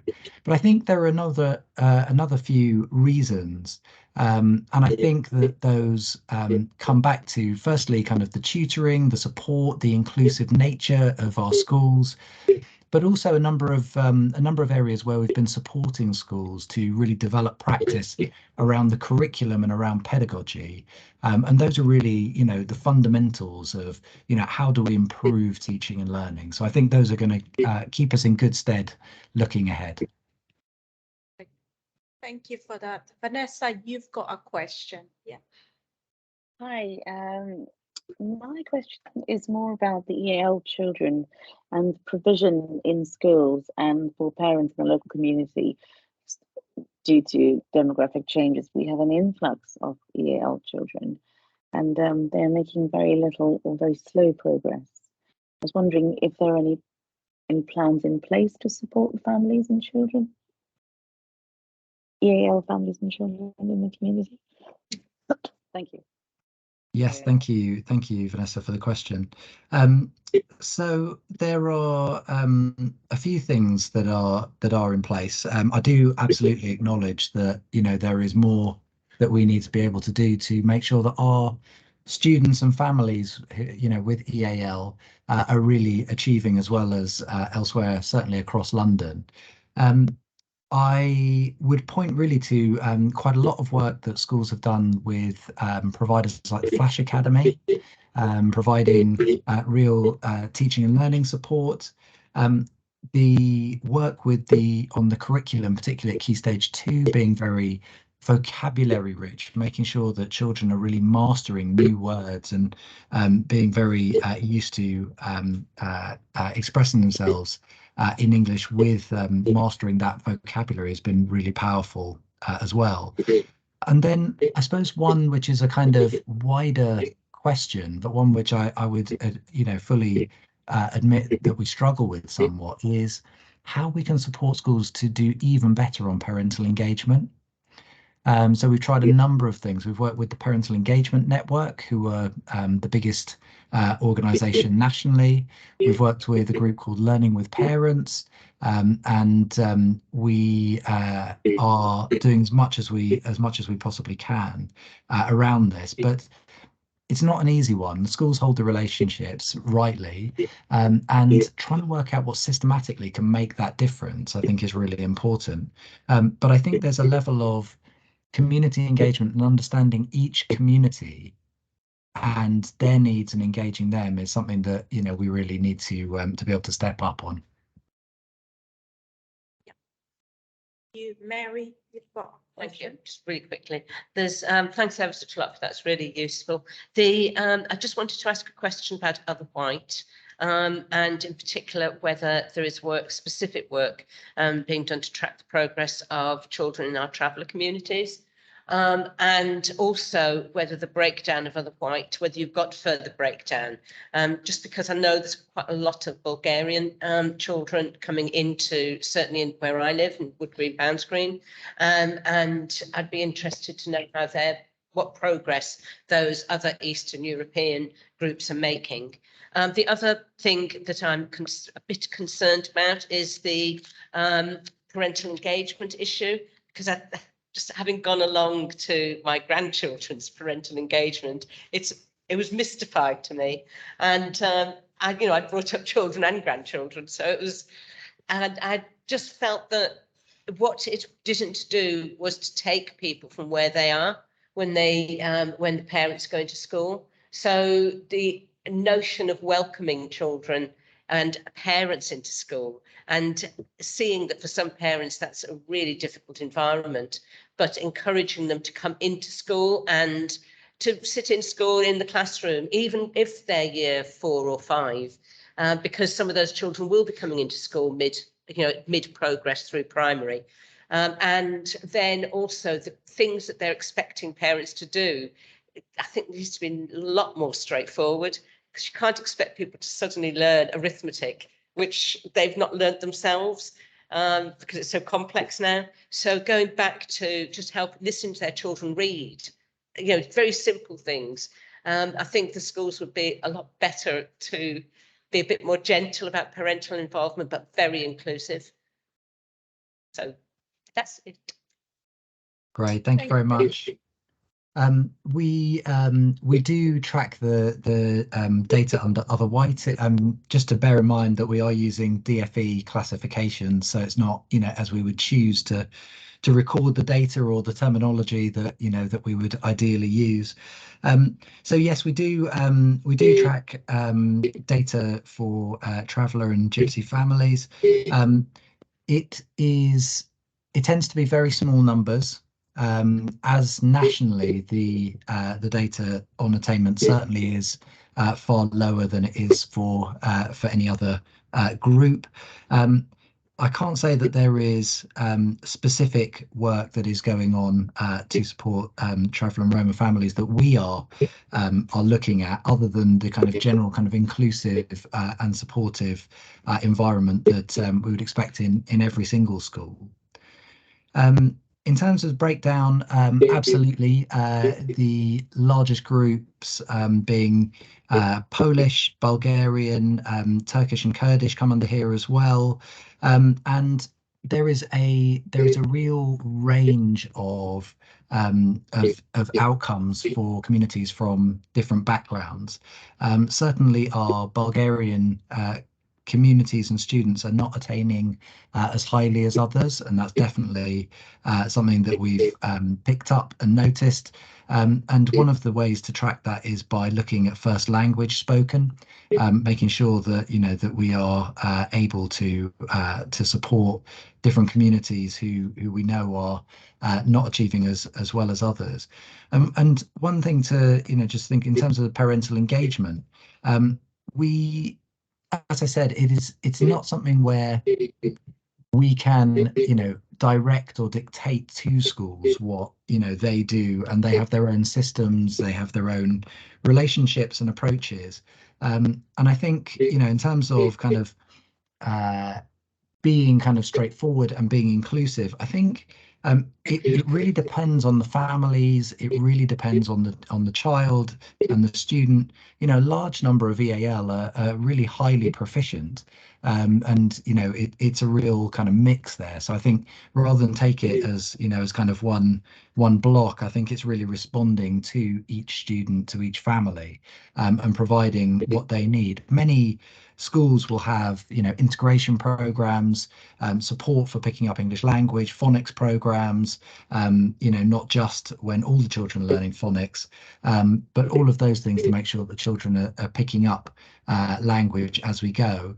And then, as you say, supporting parents with best thing that they can do, as you say, is listening to a child reading with their child, and that doesn't even have to be in English. If a parent is unable to understand a story in English, it's still really helpful to be able to do that in a native tongue as well. And so all of that support, I would say, schools are kind of used to and kind of well versed in. But I do understand what you're saying in terms of that inclusion and what is expected of parents from different backgrounds. Vanessa, you've got your hands up. Is that a new hand or is a legacy hand? It's You have a new question? hand. Oh, Yeah, okay. yes, I do. Yeah. I do understand what you're saying, James, about schools and their ability to help children. And I understand the correlation between English proficiency and them being able to access the curriculum. But there's a lot for schools to have to work with if they have to work with parents as well. For as much as schools provide an inclusive culture, I think that a lot of parents struggle. They struggle coming into the building because it makes them feel uncomfortable. So I'm wondering if there could be programs in place for parents. Induction, learning English, learning the systems in place, learning how the systems work, things to make them feel that they can access what's going on. Because a lot of parents are afraid to ask questions. They're embarrassed to even speak the language out aloud. They need some support when they come to the borough.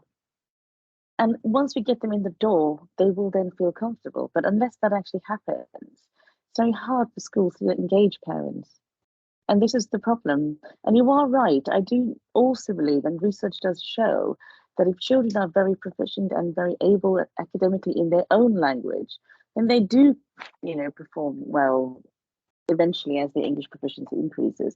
But it's more the parents. If we can engage parents, like you rightly say, it's difficult to do that. If we can, we'll have a higher success rate because we are disadvantaging our EAL children, especially when they're coming to country late and then they have to sit national exams. I do believe there's a lot more we can do to support parents in the community. Thank you for that, Vanessa. Lords, I will take your question last. Sorry, you're the last one to ask your question. Then we need to move to the next item. But yes, please do ask your question. It's not really a question. It's just that we've made tremendous improvement with regards to engagement of parents at the moment because we use a system. I mean, James, I probably get it wrong. Is it Jojo? It translates everything, but also we have recently employed staff who are bilingual. So we've got Spanish speakers, Portuguese speakers, And those staff are really good. They've made such a difference in a very short time. It has made, you know, sort of, it's interesting with the children, because the children, here we are speaking to the parents in Spanish. We've also got a member of staff speaking Polish, etc., Portuguese, another language of ours. But the thing is that what the children want is more English. But we are sort of actually sort of working on that, because what they want, and we've already started speaking to the parents on this, is that when they go home, they want to speak more English than sort of, you know, the family's language. But these are sort of the differences that we have sort of engaged with have made a huge difference to the way we sort of communicate. Parents are coming in a lot more, and they feel far more comfortable, Vanessa, in coming in, being able, and they will ask for the member of staff who speaks their language. Great, thank you for that contribution, Lords. James, I'll quickly bring you in to answer Vanessa or comment on the last points, and then we will, need to move. Yeah, no, that's great. And not a huge amount to add other than just to recognise that our EL pupils really do make great progress as well. You know, so it's important to kind of look at progress and attainment. And I just wanted to emphasise, you know, building on Lords's point, that a lot of the racial equity work that's done in the borough, and, you know, co-chaired by Anne Graham and myself, working with schools, with governors, with head teachers and senior leaders, has, I think, contributed at least to the understanding of, you know, of that kind of inclusive culture, and has built those kind of systems that, you know, that Lord's is talking about, with a much greater emphasis on translation, on having parent groups where, you know, choosing to particularly invite in parents with EAL, as well as, you know, non-white British parents to really understand perspectives, views, and to be able to, you know, to respond to that. So I think we're on a journey, and I think we're, you know, really kind of seeing the fruits of that, and I think it's really beginning to develop. Thank you very much for the presentation and for answering the question, James. You're free to go, but thank you very much. So our next item on the agenda is item 10, school place planning. And this is on page 115 and 130. Nick and Carlo are going to giving us this presentation. So I don't know who's starting first, but yeah, please. I think it's a case of the two Nicks, so because Carlo is not here, so we're going to do a bit of a double act. Thanks, Chair. In the Haringey Family of Schools recommendations, I mean, there's 7 recommendations. So we've focused on recommendation number 5, which is about school place planning, because I think it's really important that if we get underneath this, because this is going to have a real impact on some of the other recommendations, certainly around the sustainability of our schools, you know, the impact of cost of living, the budgets, the need for schools to work together to develop SLAs and procurement. So I think this needs to be a real focus for us. So I'm going to hand over to Nick. He's just going to give a bit. Hopefully you've read the report. It's quite long, but hopefully, and Nick's going to give a little bit of a brief overview, and we'll take some questions at the end. Thanks, Nick. Hello, everyone. As Nick just said, I'm going to give you a very sort of quick, brief overview of the paper that has been circulated. I'm not really going to discuss anything, I think, that's particularly controversial in terms of you know, what's happened in terms of place planning. I think the concepts are fairly well known. Just to say that all of the work, most of the work that I'm going to be talking about has come out of an annual publication that I produce every year called the School Place Planning Report.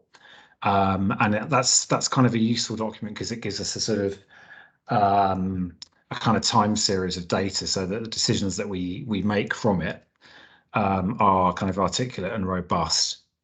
But just to talk about primary school places, The peak years really for first place reception preferences were in 2012 and 2014. They were around about 3,150. Since then, they have been on a sort of a kind of gradual slope of decline, and in September 21, they were just over 2,500, significantly lower, obviously, than 3,039. They picked up very, very slightly in September 2022, as we expected, but only very slightly, only to around 2,650. So still an extremely low level compared to, the sort of the early 2010s, if you like. Just to give a kind of quick overview as to what we've done recently, in September 22, we have made temporary 1FE pan reductions at a number of schools. And we had done prior to that, we have also made temporary reductions and some permanent reductions at various primary schools, but we still need to reduce more surplus, essentially. We're currently in the middle of a public consultation and having discussions with schools, and we are proposing to reduce the pan at several schools as part of the consultation on admission arrangements for 2024-2025. Now, the two key guidelines that underpin this consultation are that parental preference will not be undermined, and that any school that reduces the planned admission number, that is the number of pupils it takes permanently, will be able to immediately revert to their original planned admission number should local demand warrant it. So although we call these changes permanent, and they will be permanent if there is no additional local demand, if there is additional local demand, we will immediately be in a position to increase the pan should we need to. Looking at the future projections for reception, the latest 2022 school place planning report suggests they will fall to around 2,600 by the end of the decade. So again, we're not projecting any increase in the next few years. So we think these decisions are certainly well based on the evidence that we have. Just to talk about the public consultation again, it has commenced, and there is a survey currently out, which is live, and we are fielding responses to that at the moment. Just to give you another more recent update on the latest data, which didn't make the original cut of the place planning report. This is the data from the Office for National Statistics on the birth rates for 2021. That's the most recent available. They have continued to show a fall in birth rates. So again, if you think about the process of school place planning as a kind of long-term trend, obviously one of the key data points is the birth rate. It's not the only determinant, but it is probably the most significant one. We're not seeing any evidence of that increasing, quite the contrary. So that's a quick overview on primary. The secondary overview is much quicker. For several years, there's been an upward trend in year 7 demand based on the cohorts that were moved their way through historically from the primary into the secondary phase. Obviously, that is now beginning to constrain, and we will be looking. We'll be needing to look at how we make a reduction in secondary places in future years. Our projections do show a reduction in the future, which is not entirely unexpected, obviously, because of the fall in primary. But we are considering what to do at the moment, but it's not as pressing an issue, and the number of the surplus places in secondary is anticipated to be not as large as at primary. So that's really a sort of a brief overview. I'm happy to answer any questions that anyone has. Thank you very much to both Nicks. Any question, anyone? Oh, Lester, Anna. Yeah, Lester, we'll start with you. Yeah, in terms of what you said around the reduction of birth rates in the past couple of years, is that a long-term trend from the past decade, or is that the last couple of years? And to what to what extent did COVID have an effect on Yeah, I mean, it's hard to disentangle all the kind of all the factors, if you like, but because there are sort of 2 or 3 main factors, probably 3 or 4 main factors at work: COVID, Brexit, the cost of housing, and also broader, longer term declines in birth rates that we're seeing across London, across the UK, and across Europe. In fact, across the whole world. So yeah, they all kind of interplay, and it's quite hard to ascertain which is the most important. Okay, but we shouldn't be seeing COVID as a blip. Like, no, I don't think so. And sorry, to go back to your initial question about how long, how many years we've seen this decline. We have seen it for a number of years, so it's not.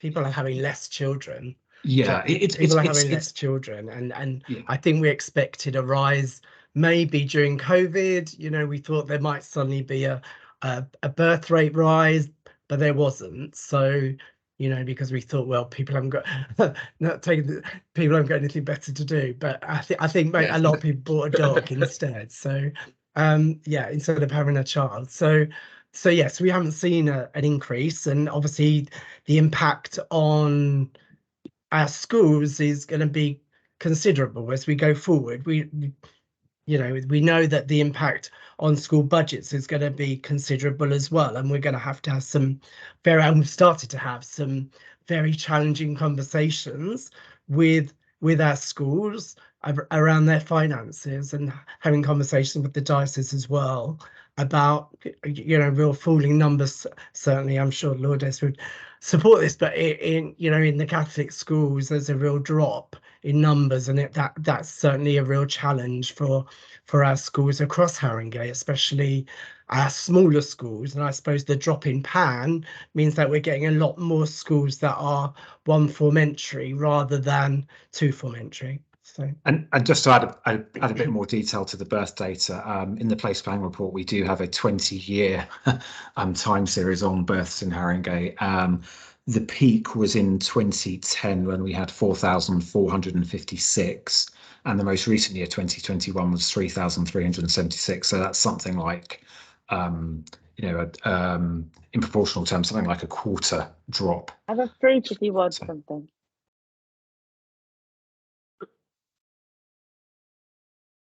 What was that? I think Vanessa's someone in the background spoke. It's fine. Okay, sorry. That's fine. Sorry, Vanessa. I thought Anna. To a certain extent, my question has been preempted by the answer you've just given, because I was going to ask about what's driving the decrease in demand for school places. And the reason I was interested in that is that quite a few residents in my ward, young families, tell me they're being priced out of the borough by soaring rents, increased property prices. And so I wonder, have you looked at how the decrease in demand in Haringey compares with other boroughs in London and potentially commuter towns outside London that people might be moving to because of increased property prices, to see if this is a driver? I mean, we haven't tried to ascertain that specifically. We've kind of assumed that, given the scale of house price inflation in London and the southeast, that it's kind of an inevitable byproduct. But certainly the trends that we're seeing in Haringey are not in any way unique. There, I regularly meet up with neighbouring boroughs across London, and it's a general trend. I don't think it's I don't think it's any worse in Haringey than it is in other comparable boroughs. And although we've got the housing developments that are happening in St Anne's Ward and Tottenham Hill, they're not necessarily going to give the child yield that is going to lift those flagging numbers. It will support some schools, but it's not going to support all the schools that are really challenged. With real and some schools have got really low numbers. Lord, you've got your hand up. It's more a plea really rather than a question. The school where I'm a chair, we form we're a part of the Seven Sisters cluster, and we've only met really twice in the past sort of 18 months, whatever. And I think that when we last met about June, Carla was there and Helen Jenner, etc. I think there was a real need for us to meet. Not a lot because we don't have the time, but we would really appreciate more meetings, to work together to discuss things. And I think the benefit was that rather than heads meet and then chairs meet and then business manager, you know, at the two meetings that I'm talking about, we come together. And it's a very different environment when sort of, you know, business managers, heads and chairs of governors sort of actually can come and discuss within the clusters. So it's a really a plea that sort of, you know, and I mean, and of course also, I don't know whether you're aware, but all the Catholic schools in the borough at the moment are carrying out the exercise of due diligence with the possibility of setting up the CAT. I think on your first point, you know, I think it's really important that our schools do come together and work together rather than against each other.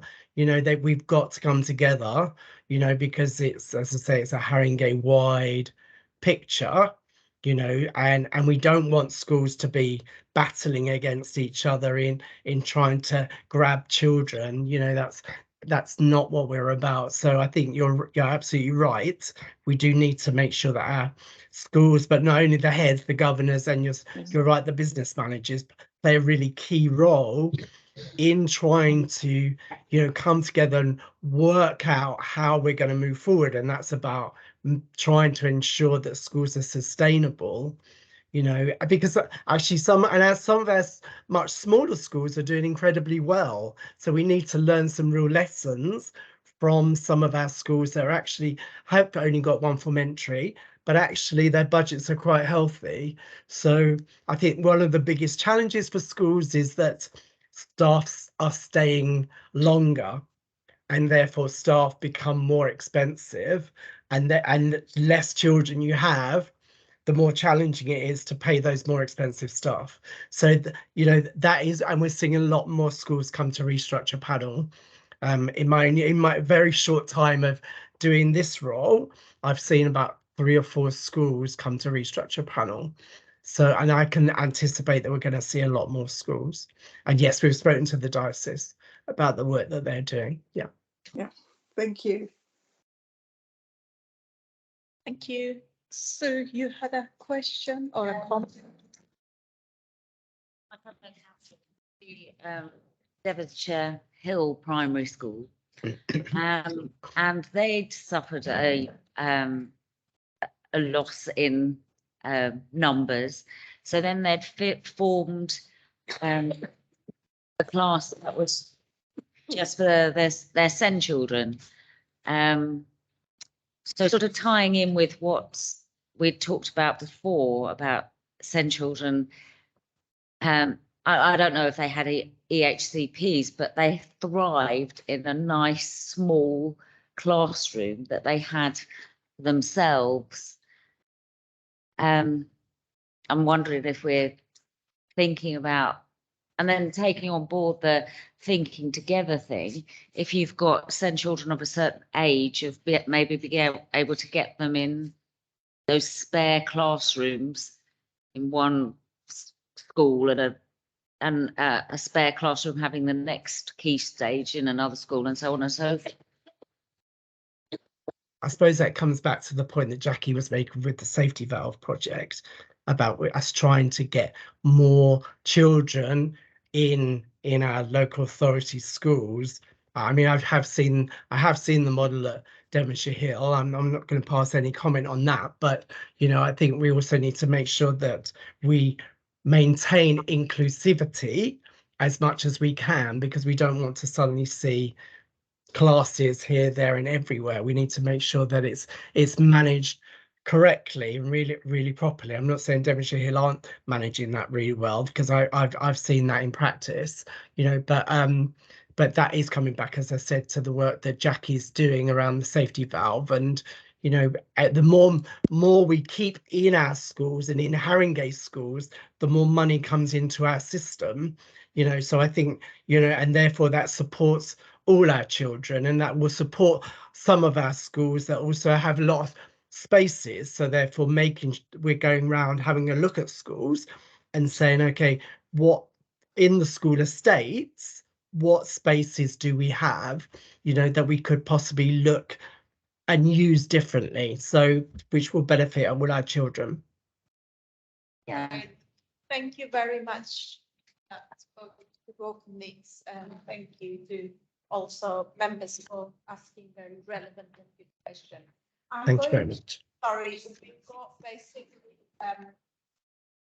the item 11 is the update about local government associations, LGA's peer review, and for that item, I believe it's Beverly Hendricks who will be presenting some of the recommendations or update from the peer review. Bev, you can start.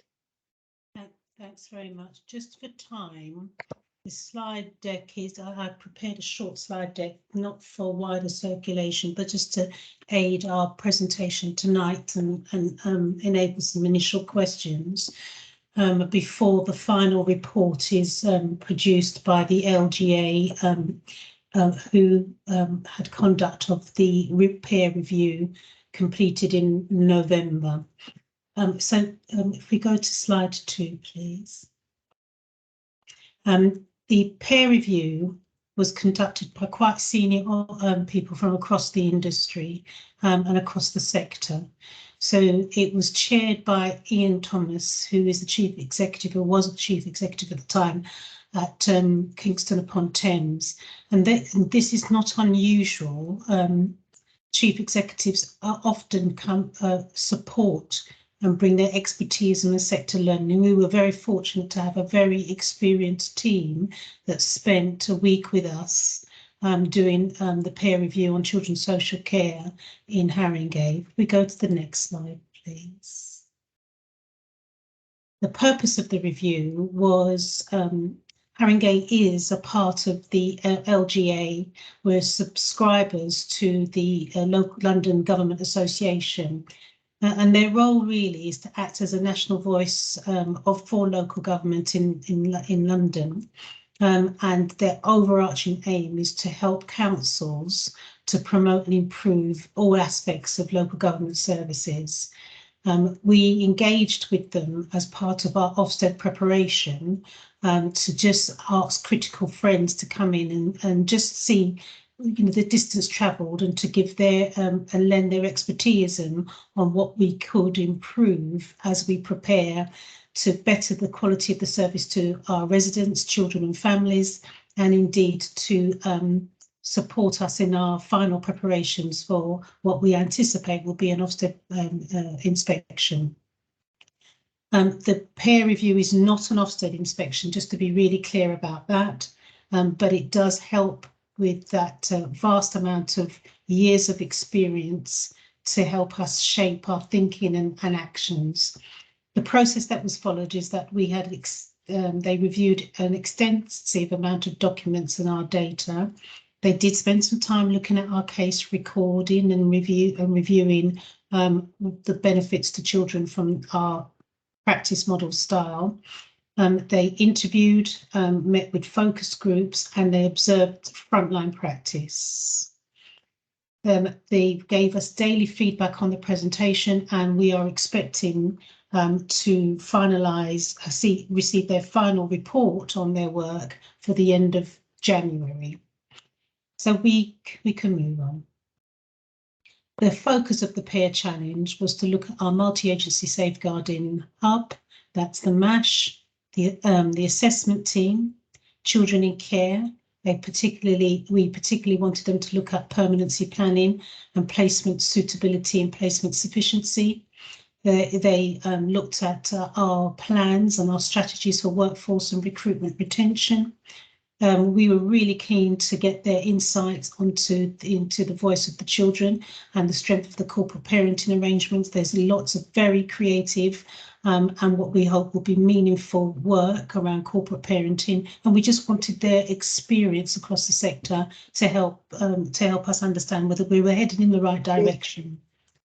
We also asked them to look at the leadership around children's social care. So that some of the quick wins they found at the front door, a number of strengths. I'll just raise two.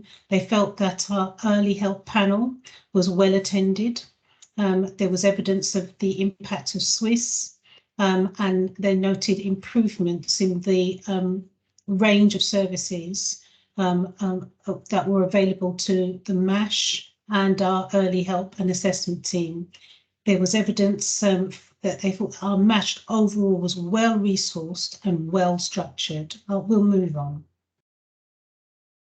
Some of the areas that I think that after speaking with them that we want to consider is that we really want to start working at pace and to ensure that our partners' contributions to the MASH and the governance arrangements around the delivery of early help support is intact. You've heard already from Jackie this evening around a kind of ambitious programme around SEND. Well, there's an equally ambitious programme around early intervention.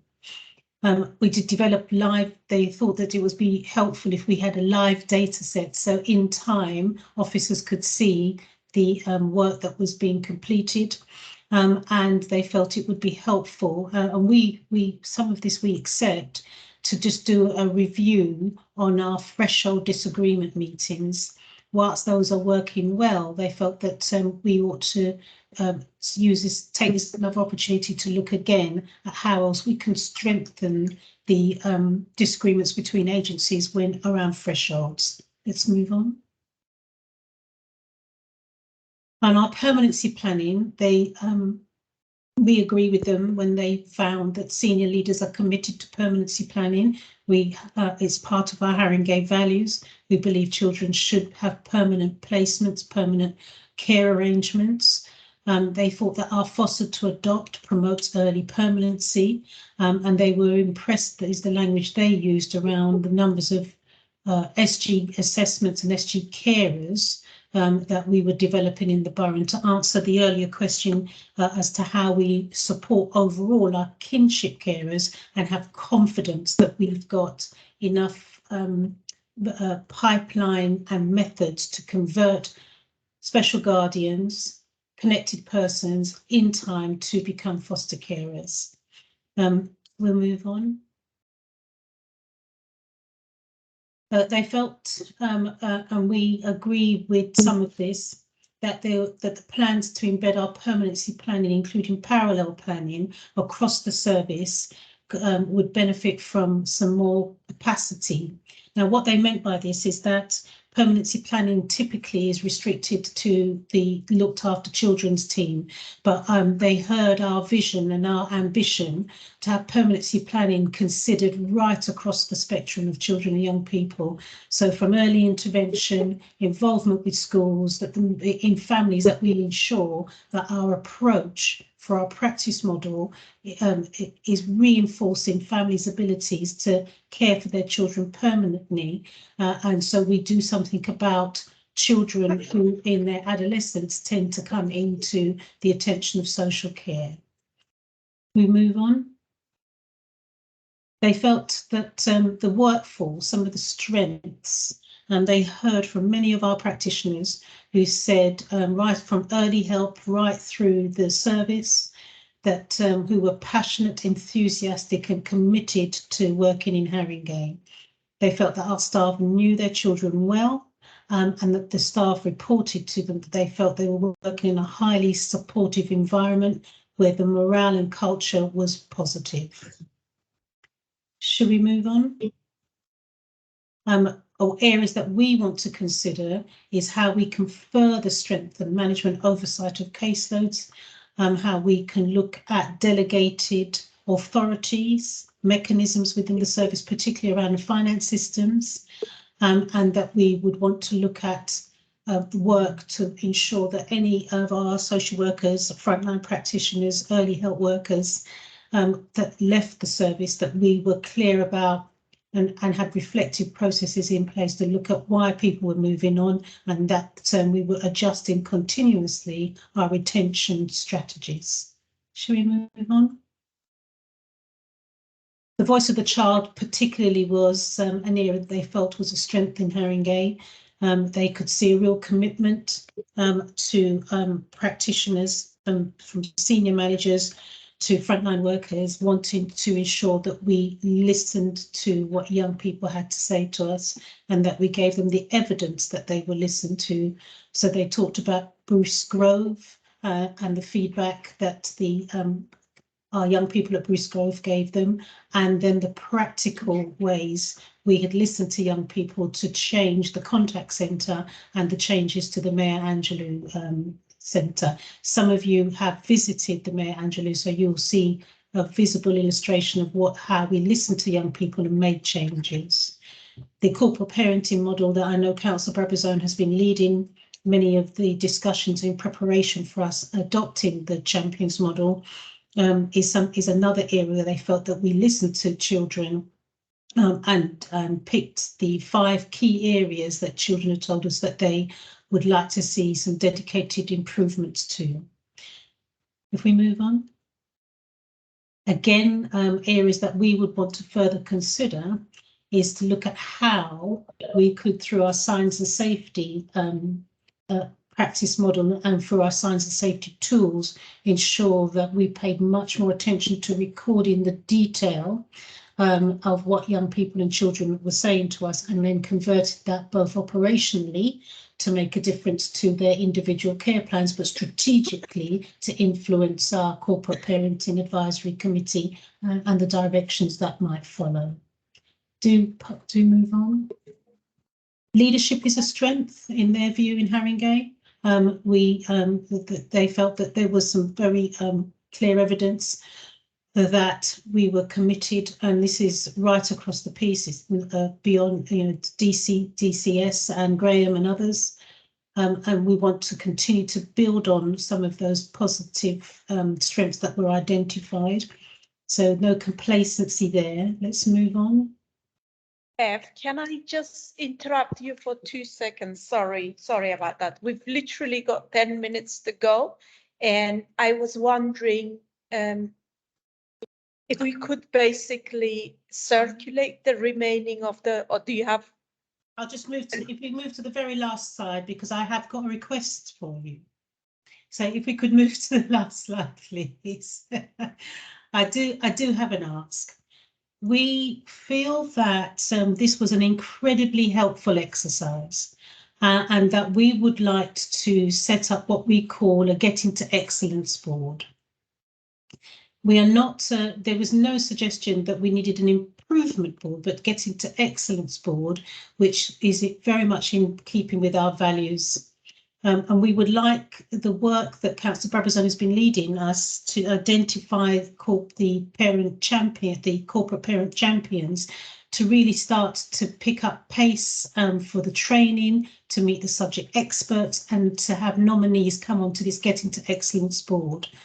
And so throughout July, we would, many of you are likely to have some approaches around with more details about what this Getting to Excellence board looks like, but to also see how we could further define the political leverage to ensure that children's safeguarding in Haringey was a greater priority. So things like attending the safeguarding training, picking up the LGA offer for training to all members of the Scrutiny panel, the CPAT panel, and other information that we'll send out to you. So we will send out the full report and a version of this PowerPoint, but there will be a request of you for your involvement in particular tasks that we defined as part of Getting to Excellence.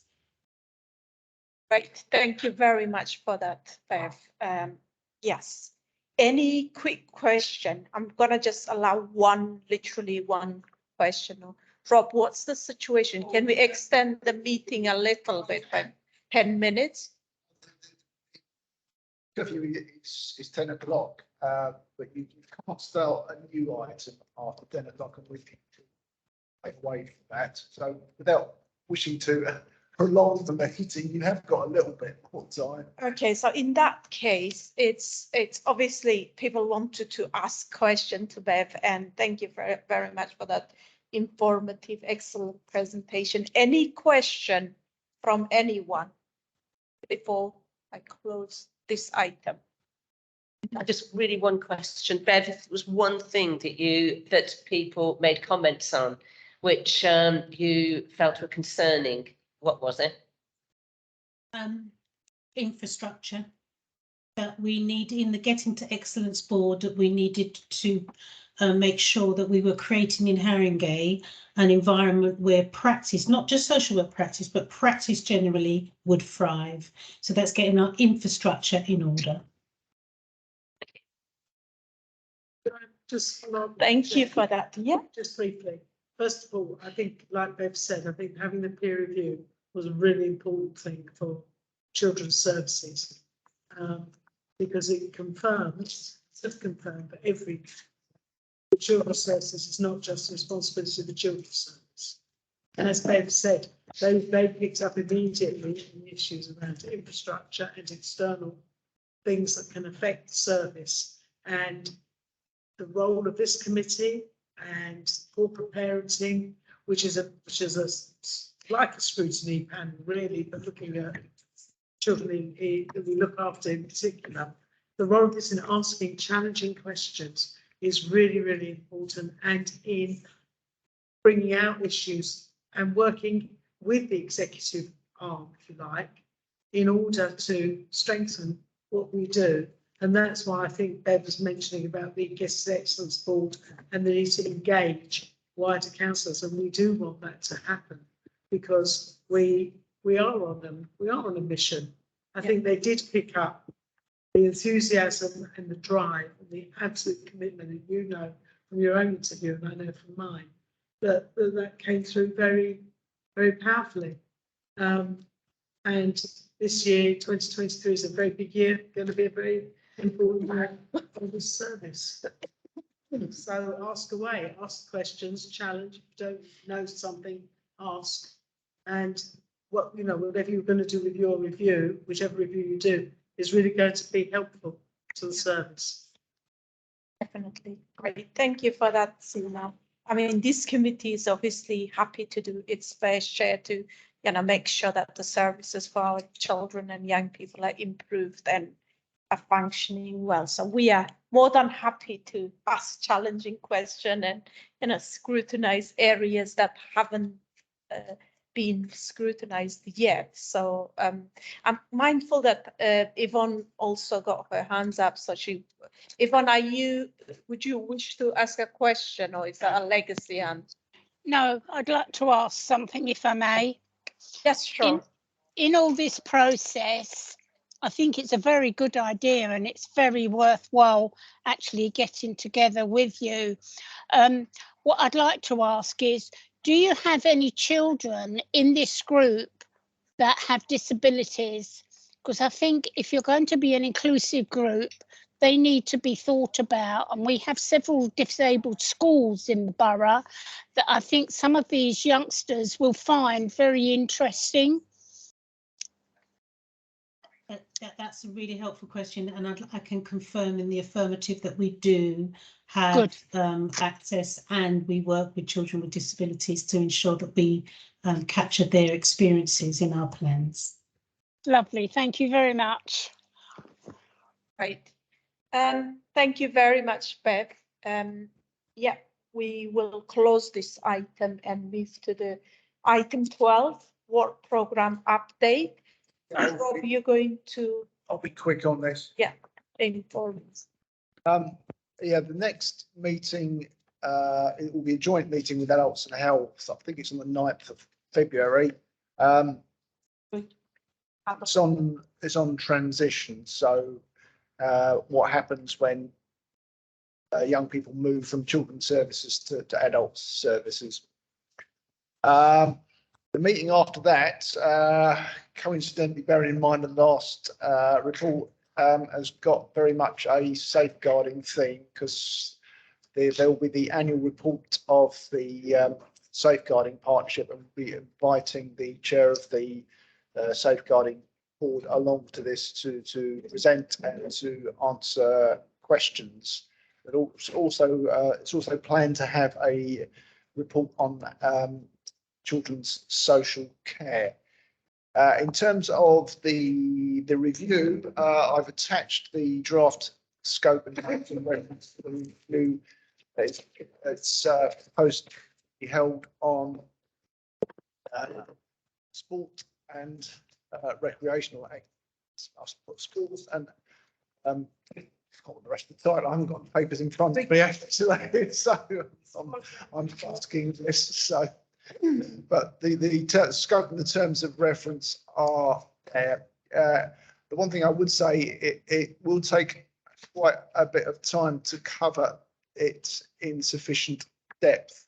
The difficulty with this is it may spill over into next year, which is not necessarily a major problem. It's just that if there are changes in the membership of the panel, any new members will have to be brought up to speed as to where we are. I mean, the alternative would be to do something that we can do fairly quickly between now and March and start this later, but so it's up to you to decide which option to go for. But as I say, it's not necessarily a big issue continuing into the next year, and I think really it's worth taking time over it, because that way you're more likely to get some decent outcomes, and and in order to do that you need to look at the issues in sufficient depth. Anyway, I'll leave it at that. Any questions, comments, observations?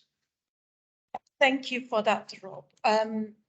Yeah, I suppose for us now is the choices. Do we sort of defer the initial, like the area we've already agreed we could continue do that, leave it in the work plan and move into another area that we could actually finish the report by the end of this administration, this life of this committee, because next year obviously there would be a change of membership and so on. So I just want to quickly, like, what's the general view? Mary, you've got. I've raised something previously, which is about I've had quite a few cases around the intersection between housing and children with either with disabilities or children with social worker, children who are clearly struggling at home and possibly at school, I don't know. But what's really hard is getting past the housing situation that we're also in. And I know that there's a huge review of housing happening. So it felt to me like if we could concentrate for a while on children and housing, that would fulfill both those purposes and bring together some of the issues that our children and young people are facing. Yeah, I mean, children and housing and children is definitely like on the work plans. So we could pick that area and concentrate on that. But I'm also, happy to hear other opinion from other members as well. Are we happy with that, or do we want to? I mean, is that something that?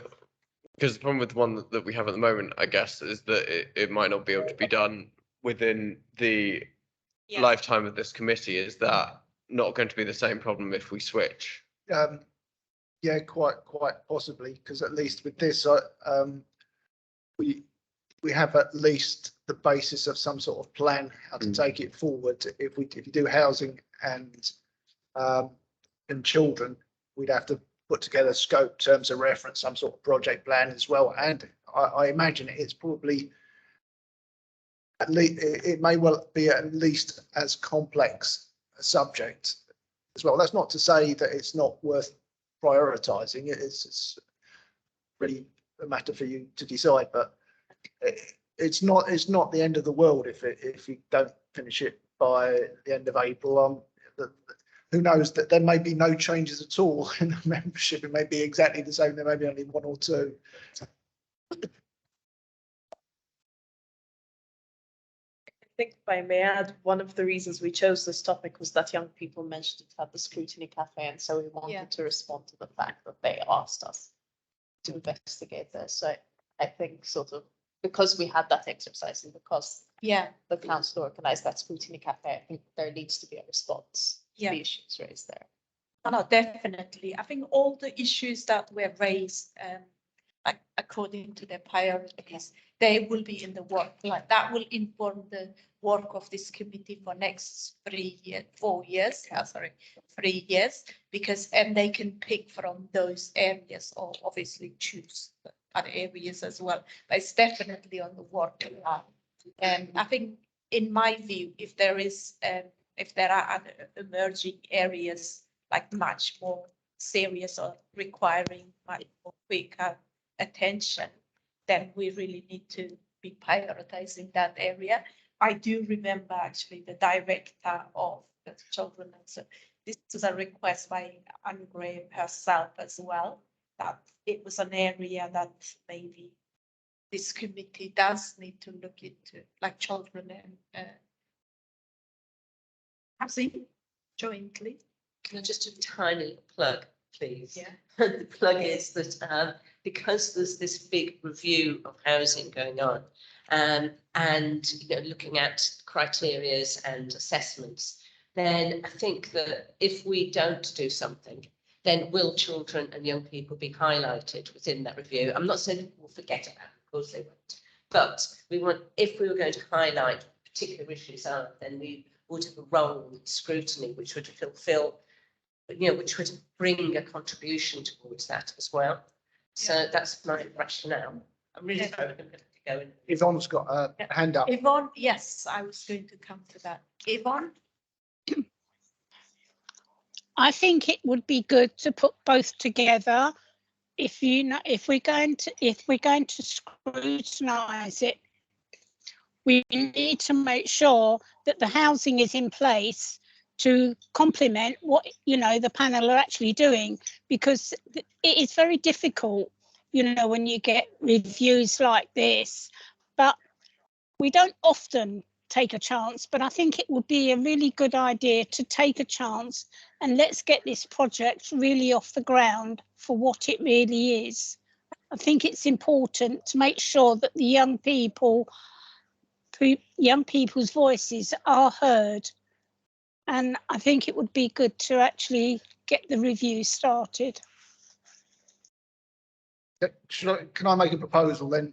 What you could do is start off with the one that's already done the scope on the sport, physical activity one, and then when that's done, housing straight afterwards, and that you start that somewhere, well, probably about September next year, which will give you a good period of time, and you should be able to finish that by the end of the next year. So that will probably just about pan out. Yeah, Mary, you got yeah, because I think that it's more urgent than that. I do think that if there is, that the initiatives in housing that are going to be taking place are going to be taking place throughout this coming year. And if we don't have anything to say in this coming year, then we're going to be adrift from what our target, what our aim is. So I think that what I'd like to see is a discussion between yourself, Makbule, and the chair, other key officers or key councillors, to look at what the issues that we might want to scrutinise are, and that bring that back to us so that we can begin to shape that. And I think that we could do that for the next meeting. We could, and we're not taking over from the leisure and the other thing, the recreation, but we could begin to do some work around shaping it. You're referring to the housing, housing. Children, young people and housing. That's what is it we're looking for? What are we trying to do? Why are we trying to do it? And getting some of those questions on paper so that we can think about them before we launch into what we're going to do. So it gives it some preparation work. In other words. Sure. We had initial discussions with children's and they flagged up a number of areas that could potentially be looked at. We could come back to the next meeting, but the next meeting will probably be in March. So the earliest you're going to be able to start anything after that is, well, be after the annual meeting, because there ain't going to be any time. Whereas if you go, if you say yay to the sport one now, we could do significant amounts of work between now and March. So it's that's the choice. Lottie got her hands up. Lottie, do you have a question on this? Not a question. I just really wanted to back Mary up on what she was saying. I wholeheartedly agree with her.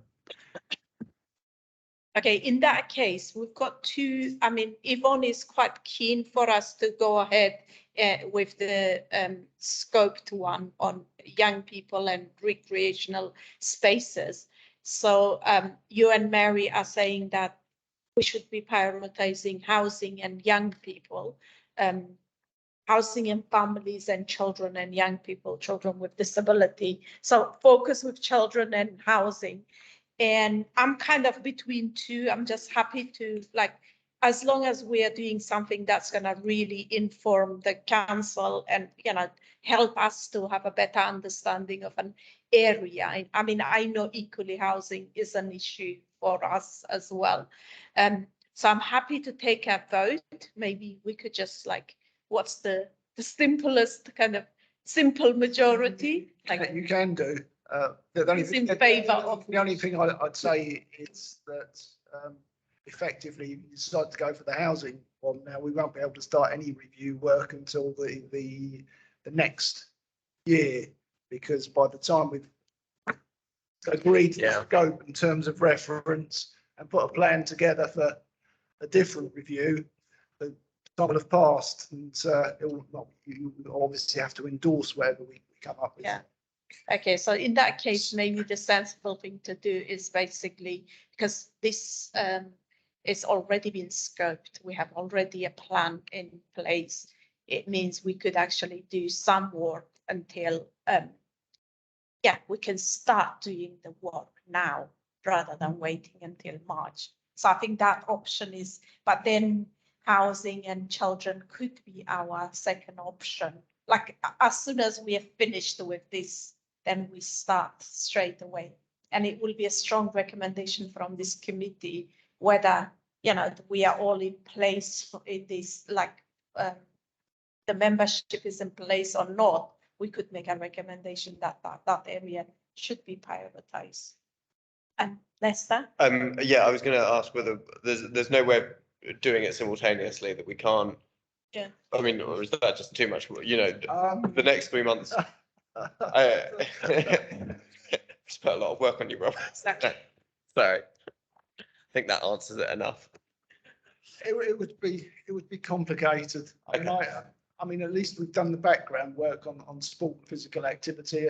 You know, I've even packaged it up into how many numbers of meetings we need, who we need to invite into these, etc., etc. So we could go back to the drawing board and put something together on the housing, but it's to take time. I'm only part-time these days as well, so. Yeah, and I mean, I understand, of course, and a lot of work's been done. So that's, I'd like to suggest a compromise, which is that we continue with the work that's been started that you're talking about and on the recreation, but that we don't just leave everything there until March and then only start in March, but that people who are really keen to make some kind of contribution at least have a meeting together beforehand and bring something to the next committee. Now, it doesn't just begin to shape it, that we have a discussion perhaps with Zena and Dana about how we can begin to shape something, and that we can have some kind of input into the housing strategy. I think that's a great compromise. I think you're, because you've already scoped the leisure, which I didn't realise. If you hadn't done that, I think we'd say the housing's, I know from the children's service point of view, I don't think I'm speaking out to Anne isn't here, but Bev is here. We talk about housing all the time in the in our children's meetings because of the impact of housing on children and families, and some of the who gets nominated, who does, and how it happens. So I think that your suggestion of at least a meeting where perhaps there's just an informal get together over a cup of coffee, where we begin to map out or talk about some of the issues that affect us. Because if you think from the SEND, we've got the whole SEND issue. We've got the children with disabilities where there's a worker from housing is embedded in the team, and how hard it is to move things along. The way in which the allocation systems work. So this is a huge piece of work. It is a very big piece of research, and you have to think about who you would want to hear from and all that sort of stuff. But having an informal meeting in the next couple of months, because you couldn't do it in the next couple of months, it's not that time. Yeah, of course, yeah. Having done scrutiny reviews, some take a lot longer than others. And the housing ones, I did a big housing one, social housing, went on the regeneration scrutiny, and it was really a lot of work. It is a big, big project, housing. And so the review that's happening now, even if I don't even think it's started yet. So I think using this period for perhaps some informal discussion to start in the new municipal year, I mean, you would not lose a lot of time, actually. No, That would be my suggestion. That's absolutely fine. I think that's a really good suggestion. We could start scoping informal meetings and scoping the project and yeah. Because I see you as a sort of think tank, and research that really can help some of the change that we need to do. So we get a research group where you get people come give you evidence, who give you guidance and information for nothing, actually. When we did the social housing one in regeneration scrutiny, we had the most eminent people come in to speak to us. I had Lindsay Hanley, who's written the definitive book about council estates in Liverpool, specifically to give evidence. I'm not sure that we made as much use of all of those as we should have, but we had amazing people come, and that is what you will uncover as you got into that type of project. I'm right enough. Harringay family in schools, we managed to get this up from Matrix Chambers, barrister David Wolf. Yeah, he's top person on the academies. And isn't Harringay? I was worried he was going to bill us. No, he was perfectly happy to come along, and with an academic from LSE who'd written a paper on it. Oh, we got really useful. I got professor who's now professor at BU Boston University. Larissa Lee's come talk about regeneration. She'd done all the work on Harringay. Okay, sorry, can we just close the? I'm going to have to go. I'm really sorry. Your hand up, is that a past or legacy hand, or do you want to say something? Bev?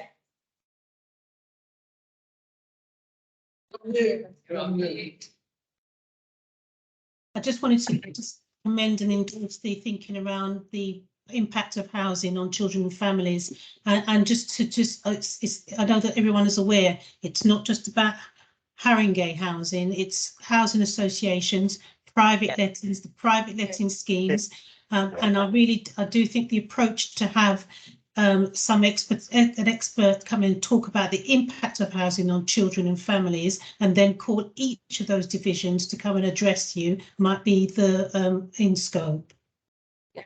Great. Thank you very much for that, Bev. Thank you very much, everyone. Thank you, Chair.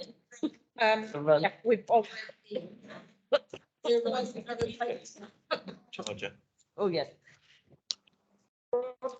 Reminder. All right, okay. Hey, Zena. Right? Yeah. Jim, nice one. Yeah, I think I was. It was really.